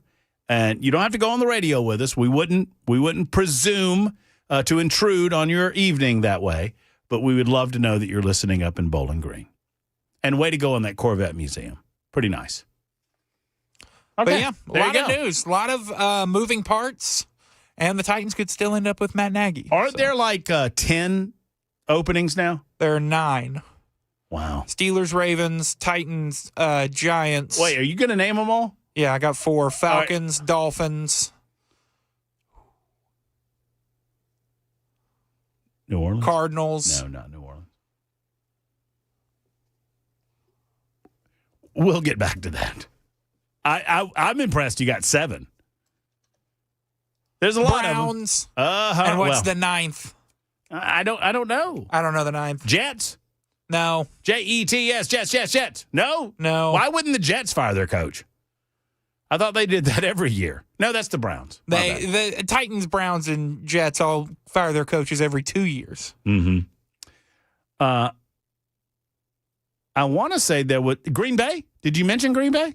No, that's a rumor. Green Bay kept their coach. But wasn't that a rumor for a minute? It was. Okay. All right. So let's move on to some political news, and we'll let Jackson figure out who the last team is. Earlier today, there was a United States hearing. You know, we discussed yesterday the United States Supreme Court oral argument involving transgender athletes in female sports. And the argument amongst the states that have banned this activity, Tennessee among them, is that it is completely unfair for females to have to compete with males. You can do this one of 3 ways. You can either have, what'd you get? Raiders. There you go. Good for you. Raiders. Pete Carroll, is he coaching again in the NFL or in college? Well, he was just fired, so no. Well, I mean, but I'm asking. Oh, no, he's done. You think he's... You know, the trend has been to go younger and younger in the NFL, certainly, and even in college. But, you know, we'll see. All right, so yesterday the United States Supreme Court had oral arguments. I listened to about an hour of these oral arguments, and let me tell you, Ketanji Brown Jackson, not a very smart human being. I mean, we all knew that she was a diversity hire. When you limit your hiring scope to less than 6% of the general population, when you exclude 94% of the general population, as Joe Biden did, he said, not only am I hiring a female, that's half right there, I'm hiring an African-American female. Now you've limited yourself to about 5.5%, 6% of the American population, and you didn't hire a very good one at that, in as much as Ketanji Brown Jackson doesn't seem like a very bright human being. Now, her color and her gender have nothing to do with that, because let me tell you, even politically, ideologically bent liberals can be smart. They might be wrong, but they can be smart. Elena Kagan is a smart person. She's wrong most of the time, but she's a smart lady. Ketanji Brown Jackson is not smart. She couldn't tell you what a girl was if it hit her in the head. Well, they had this argument, these oral arguments yesterday on males competing in female sports. And it is believed that the Supreme Court is about to decide that transgender athletes are not a protected class. Therefore, they can compete in the sport that they choose, assigned to they can be assigned to the gender classification of their birth. In other words, if you were born a dude, you can compete with the guys. Otherwise, you don't get to compete. Or alternatively, you can set up a third category. I've long said, look, if you've got transgender people that want to compete in athletics, set up a third category. Call it, or compete. If you're a male, you have to compete with the men. If you're a female and you want to be male, compete with the men. Go ahead. Good luck. I am certainly not wagging my finger at female athletes. I want to protect female athletes. At the same time, women are biologically different than men. And that used to be something that we would state without fear of reprisal. without fear that people would come at you, without fear that people would get angry at you. Nowadays, not so much anymore. And then there's this. This is a delicious piece of audio. It's a little longer than we would normally play you. It is about 5 minutes long, and so I'm going to I got to get into it right now, and I might have to cut it off and chop it up a little bit. This is Senator Josh Hawley. Senator Hawley, they're holding a Senate hearing on transgenderism and medical issues in the halls of Congress. And Josh Hawley took to the microphone, and he was questioning Dr. Nisha Verma.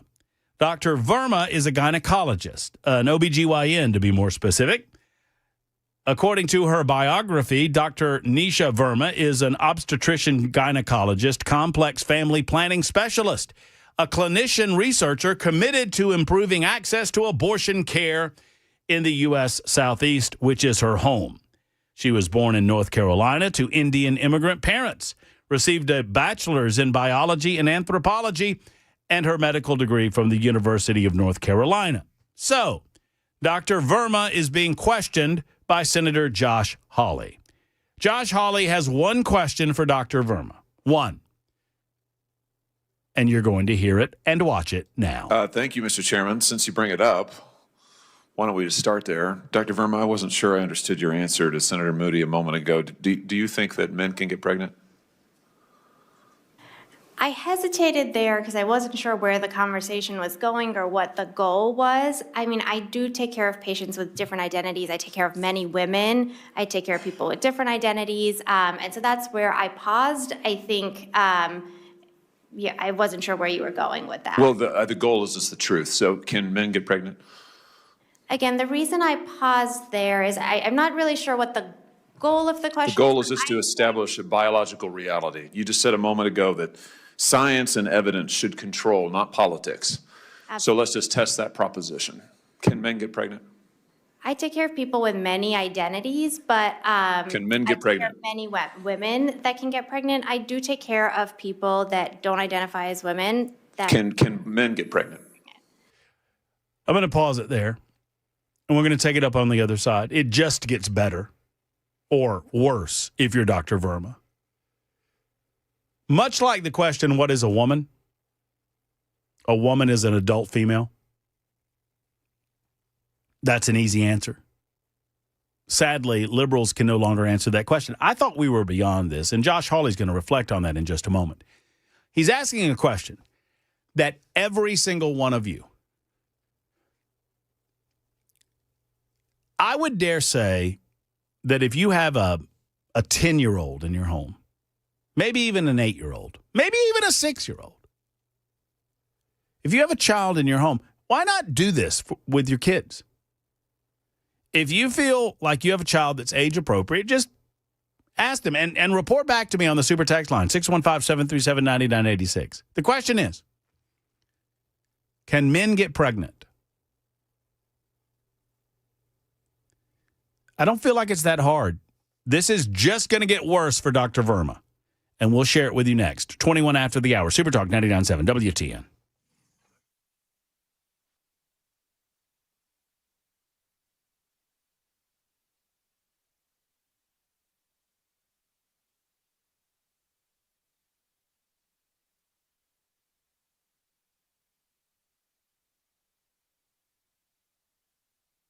Yes, it is election year, and you've got to keep ahead. You've got to stay active. You got to stay engaged. And if you're down in the back or down in the hip or in the knees or in the neck or any place where it hurts, then it's harder to do that. Well, let me tell you something. The Wellness Institute of Nashville, they want to see you.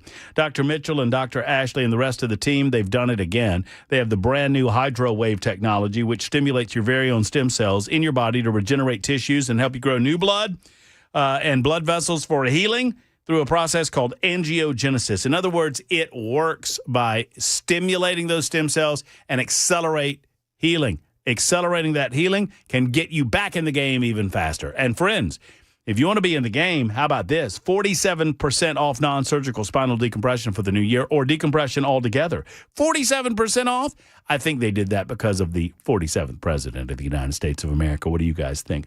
Dr. Ashley, Dr. Mitchell, and the rest of the team, I made the switch years ago, and I want you to as well. Call them at 615-246-5009, 246-5009, or online at painisbad.com. Painisbad.com, because pain is bad.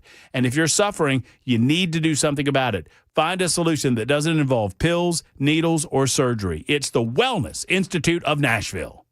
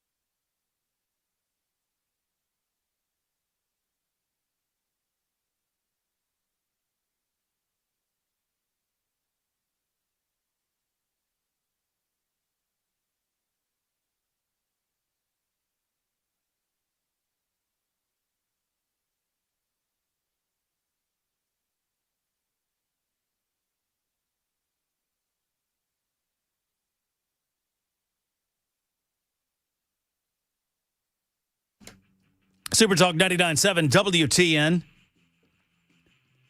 Several of you have already conducted this experiment. I guess you're in your homes, or perhaps you're in your automobiles heading to your homes, and you have your young children with you. And I'm not asking you to ask a 4-year-old this question, but if you feel like your kid is, I would be curious, the youngest that we get. Ask the question. Just ask your 8-year-old, ask your 9-year-old, can boys get pregnant?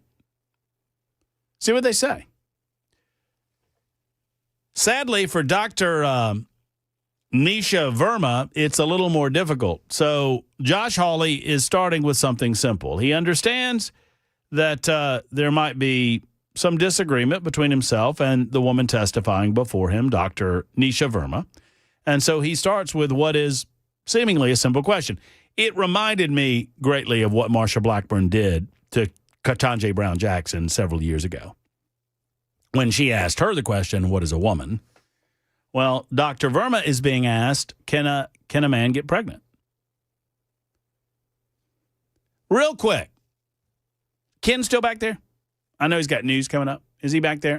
No, he's not back there right now. Jackson, I'll just ask you, just real quick. Just first thing that comes to your mind. Jackson, can a man get pregnant? Yes.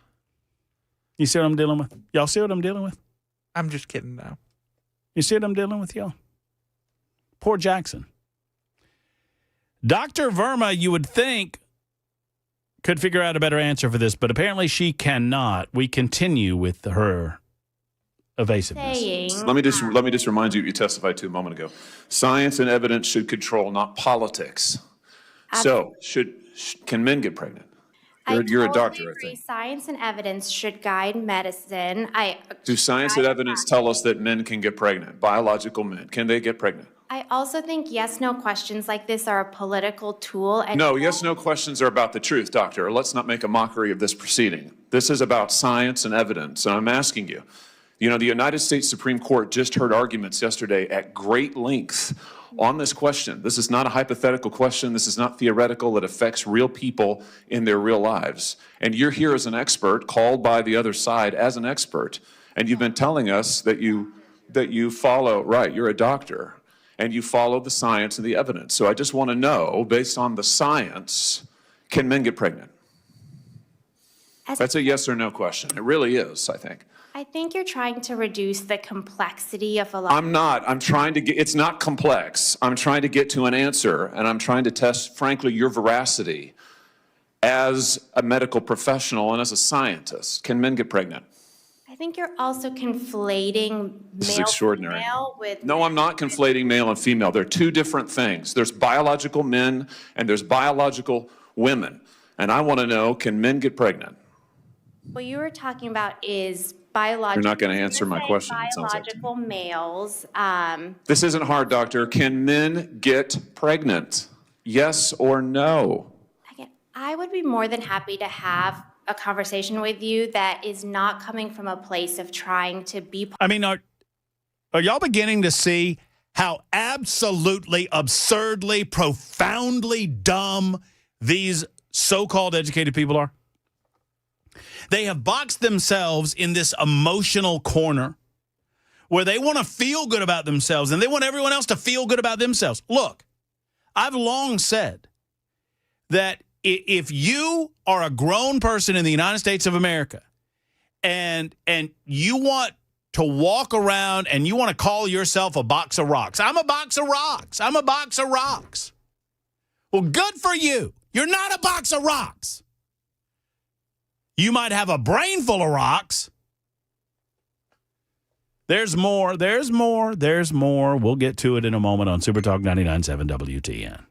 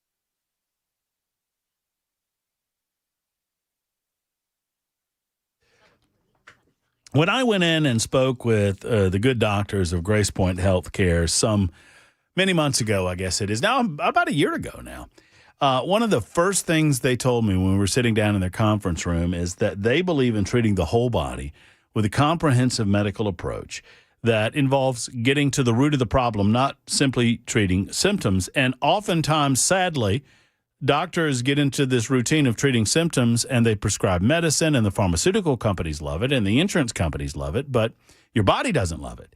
And one of the reasons that they made the decision to become a direct pay format, meaning that you pay Grace Point Healthcare and then you can file with your insurance for reimbursement if you so choose, is because of this relationship that they believe in. This is the way that we should be doing things. This is the way every doctor's office should act, but they don't, sadly. And Grace Point Healthcare gets my business as a result, and I believe they should get yours because they do believe in treating you. They do believe in that sacrosanct relationship. And obviously, they're going to keep costs low as possible. As a matter of fact, if you pay monthly with your Smart Care plan, $99 for adults and $79 for the kids, you can pay that out of your health savings account, and thank you to the big, beautiful bill for that.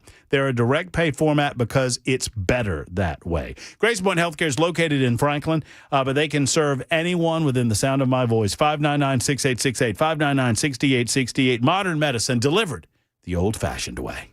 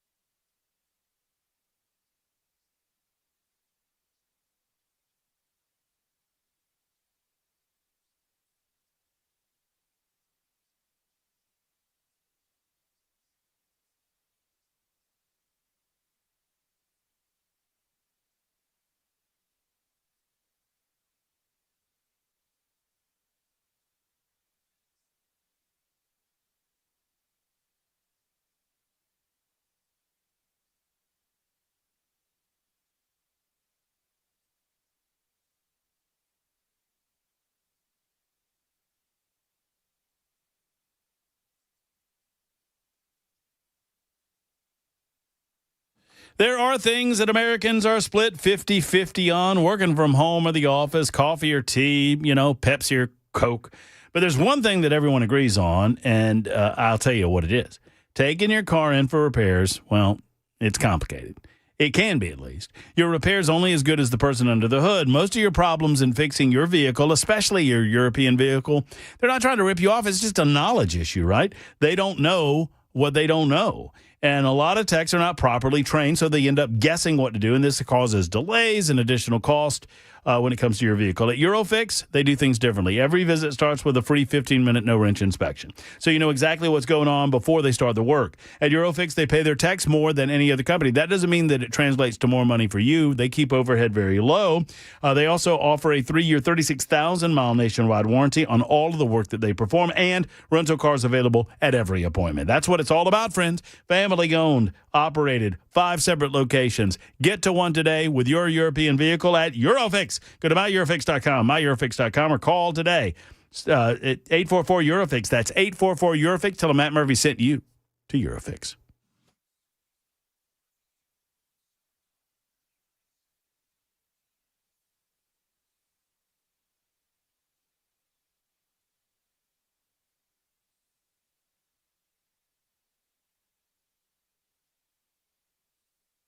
Super Talk 99.7 WTN. Thank you for being around with us. We've got lots of you on the super text line offering your thoughts on this testimony offered by the good doctor, Dr. Verma, in front of a Senate committee today. Dr. Verma was being questioned by Josh Hawley. I'm going to play the end of that for you in just a moment. But several of you have already sent in your correspondence with you and your son, daughter, your youngster in your lives. Because I asked the question, what child can't answer this question? And this is a medical doctor, a trained professional, and she's having difficulty with it. We've got about 2 more minutes with it. So Josh Hawley's like, okay, let's start simple here. Can a man get pregnant? And she will not answer the question. Why not? So what is the harm in saying, no, a man can't get pregnant? Sometimes a woman who wants to be a man can get pregnant. There are women who have decided that they want to be guys, but they still want to have babies. I mean, this isn't appropriate. But you're so worried about offending the delicate sensibility of these people that you're ignoring basic medical training and medical science? Liberals have gone absolutely insane. This isn't hard, doctor. Can men get pregnant? Yes or no? I would be more than happy to have a conversation with you that is not coming from a place of trying to be polarized and push. I'm not trying to be polarizing. I'm trying to ask. I think it is extraordinary that we are here in a hearing about science and about women. And for the record, it's women who get pregnant, not men. We are here about the safety of women and science that shows that this abortion drug causes adverse health events in 11% of cases. That's 22 times greater than the FDA label, another fact you haven't acknowledged, and yet you won't even acknowledge the basic reality that biological men don't get pregnant. There's a difference between biological men and biological women. I don't know how we can take you seriously and your claims to be a person of science if you won't level with this on this basic issue. I thought we were past all of this, frankly. I can't believe we're still here talking about this. I am a person of science, and I'm also someone here who's here to represent the complex experiences of my patients, and I don't think polarized languages... I'm here to represent the complex experiences of my patients. So some of your patients are mentally deluded to the point that they think that they're men when they're not. They want to be men. And y'all know this if you listen to me for any length of time. I am sympathetic to people whose wires have gotten crossed. And that's what we're talking about. And I don't say that in any derogatory way. I say it because that's what they tell me. So let's walk through this and then I'll play the end of the clip, okay?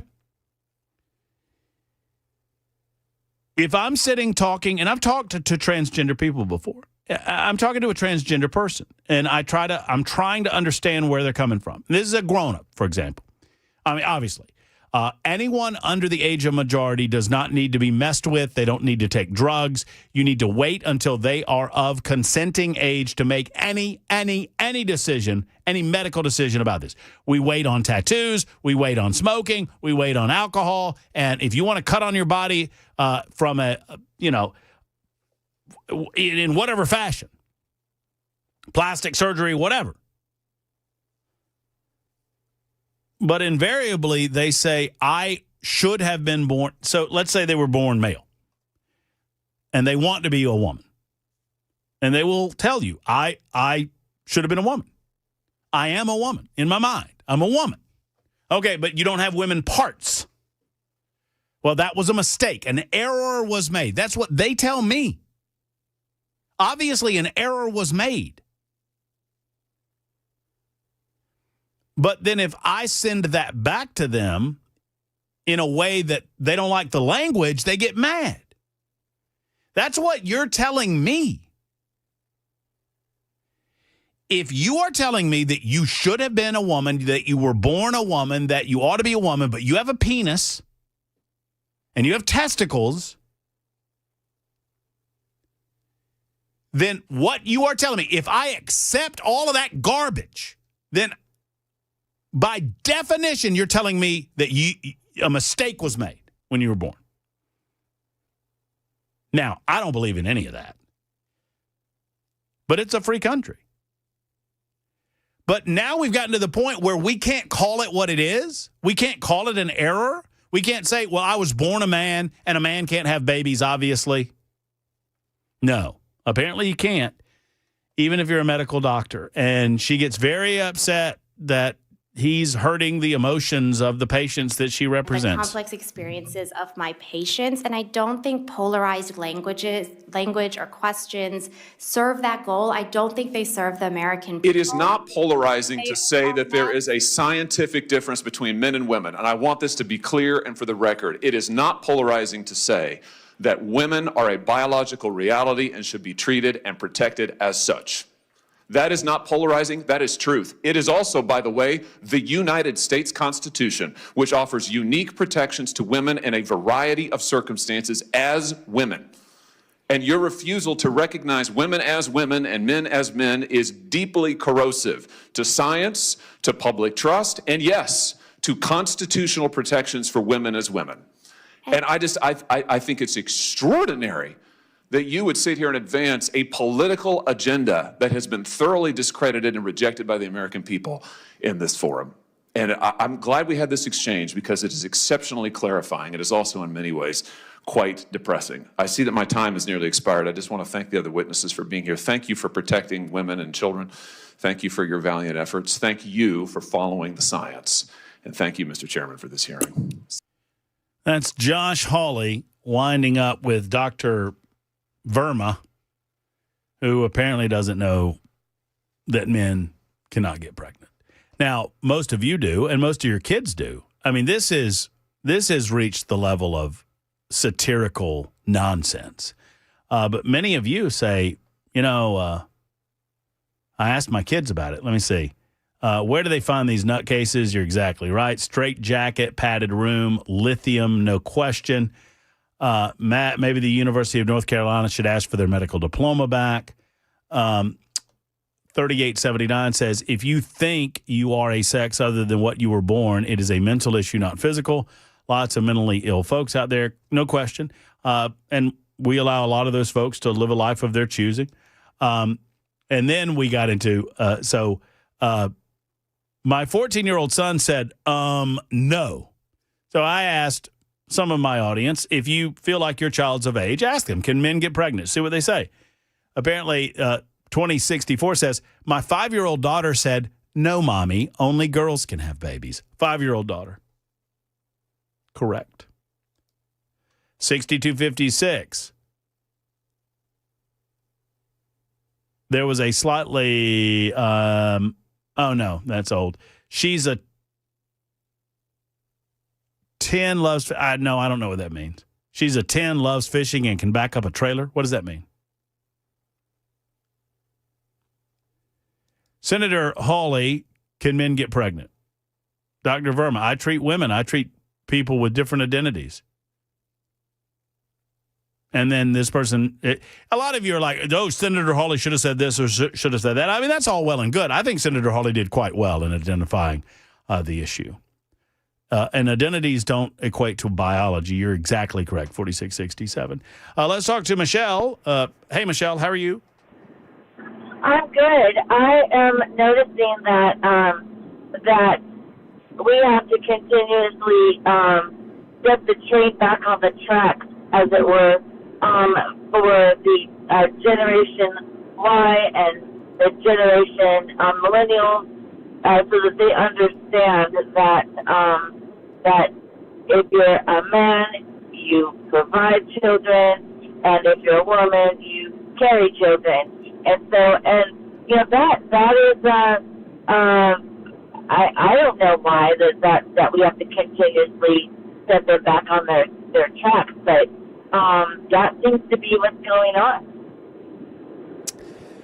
Yeah, I mean, it feels like we have to reset over topics that I thought were pretty much settled science by the time you're 11, 12, 13 years old. Boys have, did we not learn all of that? Hey, by the way, Jackson, if we ever do take back up the Matt Murphy movie Mayhem on Fridays, have you told me that you've never seen Kindergarten Cop, or you have seen Kindergarten Cop? Have not seen Kindergarten Cop. I've got, so the way that we trigger doing this again is that I watch Bad Santa, right? And then that will reset and re-trigger Matt Murphy movie Mayhem for 2026. I need to do that if for no other reason than to assign you Kindergarten Cop, where you'll find the fabulous line So the premise of the movie is Arnold Schwarzenegger is an undercover police officer, and he has to pretend to be a kindergarten teacher. And there's a series of circumstances that leads him to that. And Jackson, he's sitting in class, and these kids are so small, and the kids are asking him questions, and one kid raises his hand, and he thinks he's going to ask you a question, and he goes, yes, you. Yeah, it's not a tumor. That's where this comes from, by the way. I've got the headache. Oh, maybe it's a tumor. It's not a tumor. And the kid says, boys have a penis and girls have a vagina. Come on. That's what he said. It's the kid. And you know what Arnold Schwarzenegger said? Yes, that is correct. Thank you very much for that information. We appreciate it, youngster. Which, if I get into it, I do a pretty good Arnold. Everybody has an Arnold. It's a little shaky right now, but I think I can work myself into it. Everybody's got an Arnold. Everybody, Terminator. Get to the chopper. Do it. Get to the chopper. Do it. Kill me. Kill me. I'm right here. Kill me. Do it. Everybody's got a Arnold, and everybody's got a Christopher Walken. No? I don't got one. You don't have a Christopher Christopher Walken talks like this. You can hang your clothes in me. The Continental, you can have ants on a log. Yeah. Jeff is next. Hey, Jeff. Hey, Matt. How are you, buddy? Grab my hand. Oh, no, the Continental. Take my hand. Yeah. So good. Oh, this doctor that's for Congress there, trying to explain that men and women men can get pregnant. It reminded me of Bill Clinton trying to figure out what the meaning of is. It all depends on what the meaning of is. I did not have sexual relations with that woman. Oh, that's good. But, what I'm worried about is like the Supreme Court is figuring out, that if these people can participate, going to keep same-sex in the same-sex sports. Well, it's a good thing that it's getting men out of women's sports, but what are we going to do with the trans men who are women in the women's sports? And they're all hopped up on all tons of testosterone and can grow a better beard than Ken Weaver. I mean, it's going to be like, Well, you don't see a lot of it. But what I like is that you don't see a lot of it floating the other way, right? You see a lot of these dudes who decide they want to be chicks, and whether it's legit or not, I have no way of knowing.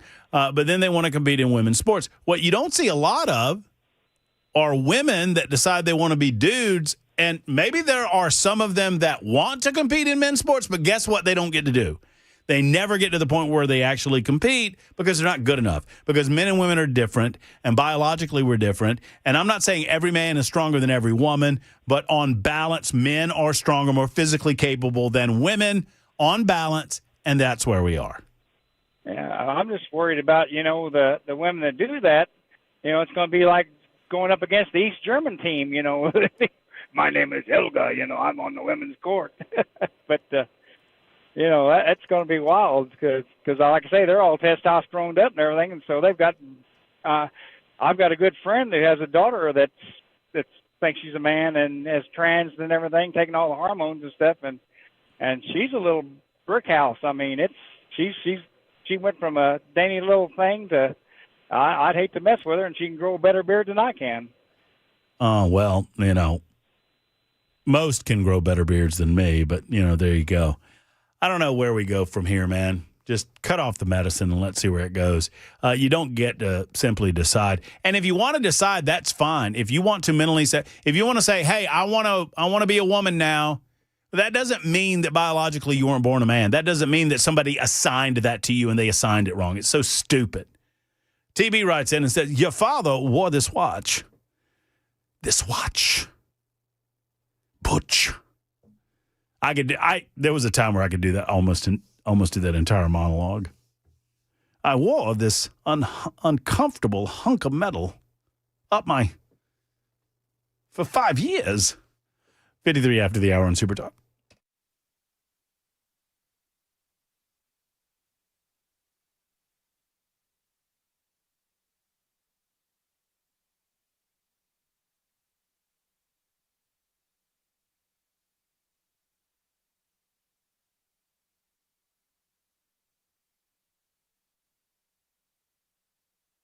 When I think of Contours, I think of safe, painless, effective weight loss that is right here in Nashville, Tennessee, and at our fingertips. Friends, you know, we eat right, we try to exercise. The reality is that you might reach a certain age where you cannot do this on your own. Sometimes we need a little help. And my friends at Contours in Cool Springs are here to help both fellas and the ladies. They want to help you lose body fat and much more. Their ultra slim body contouring guarantees that you'll lose 2 inches on your first treatment, or that first treatment is free. I lost 2.67 inches first treatment. It is non-invasive. It does not hurt, and the results are instantaneous. I've gone through the process, and friends, it works.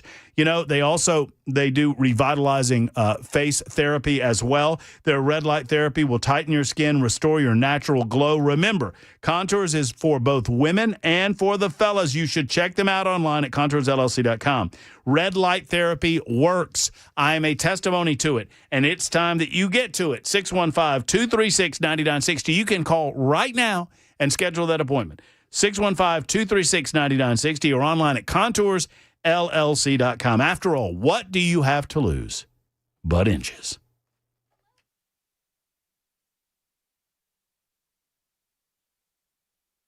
Hey, this is Pastor Allen. Join us on Super Talk 99.7, Sunday evenings from 7 to 8. We're going to look at the news from a biblical perspective.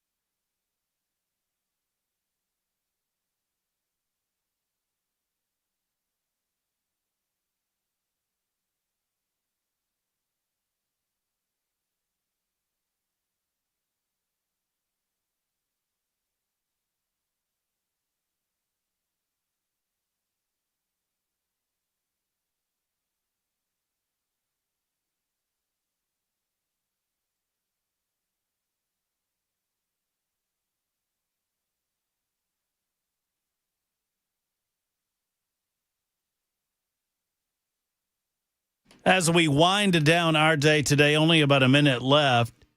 And thank you to our good friend Brian Wilson, who will be filling in for me Monday as we officially move to Mount Pleasant, by the way. Excited to have Wilson back in the afternoon. Don't get too used to it, though. I'm back on Tuesday. But Brian writes in, 6 U.S. tankers have taken off from Qatar at an air base there. A conga line of flights outbound from Qatar. So I don't know what that means, but I guess we'll find out. Might mean that it's happening. Might mean that we are engaged in a military strike. We will keep you informed right here at Super Talk 99.7 WTN throughout the course of the evening. Tomorrow morning, bright and early, Dan Mandis will catch you up with all of the events that happen overnight at 5 a.m. with the Naturals Morning News. Until tomorrow, a Thursday edition for Jackson Williams, for Ken Weaver, Matt Murphy speaking and saying, have a great evening. Hug your loved ones. So long, everybody.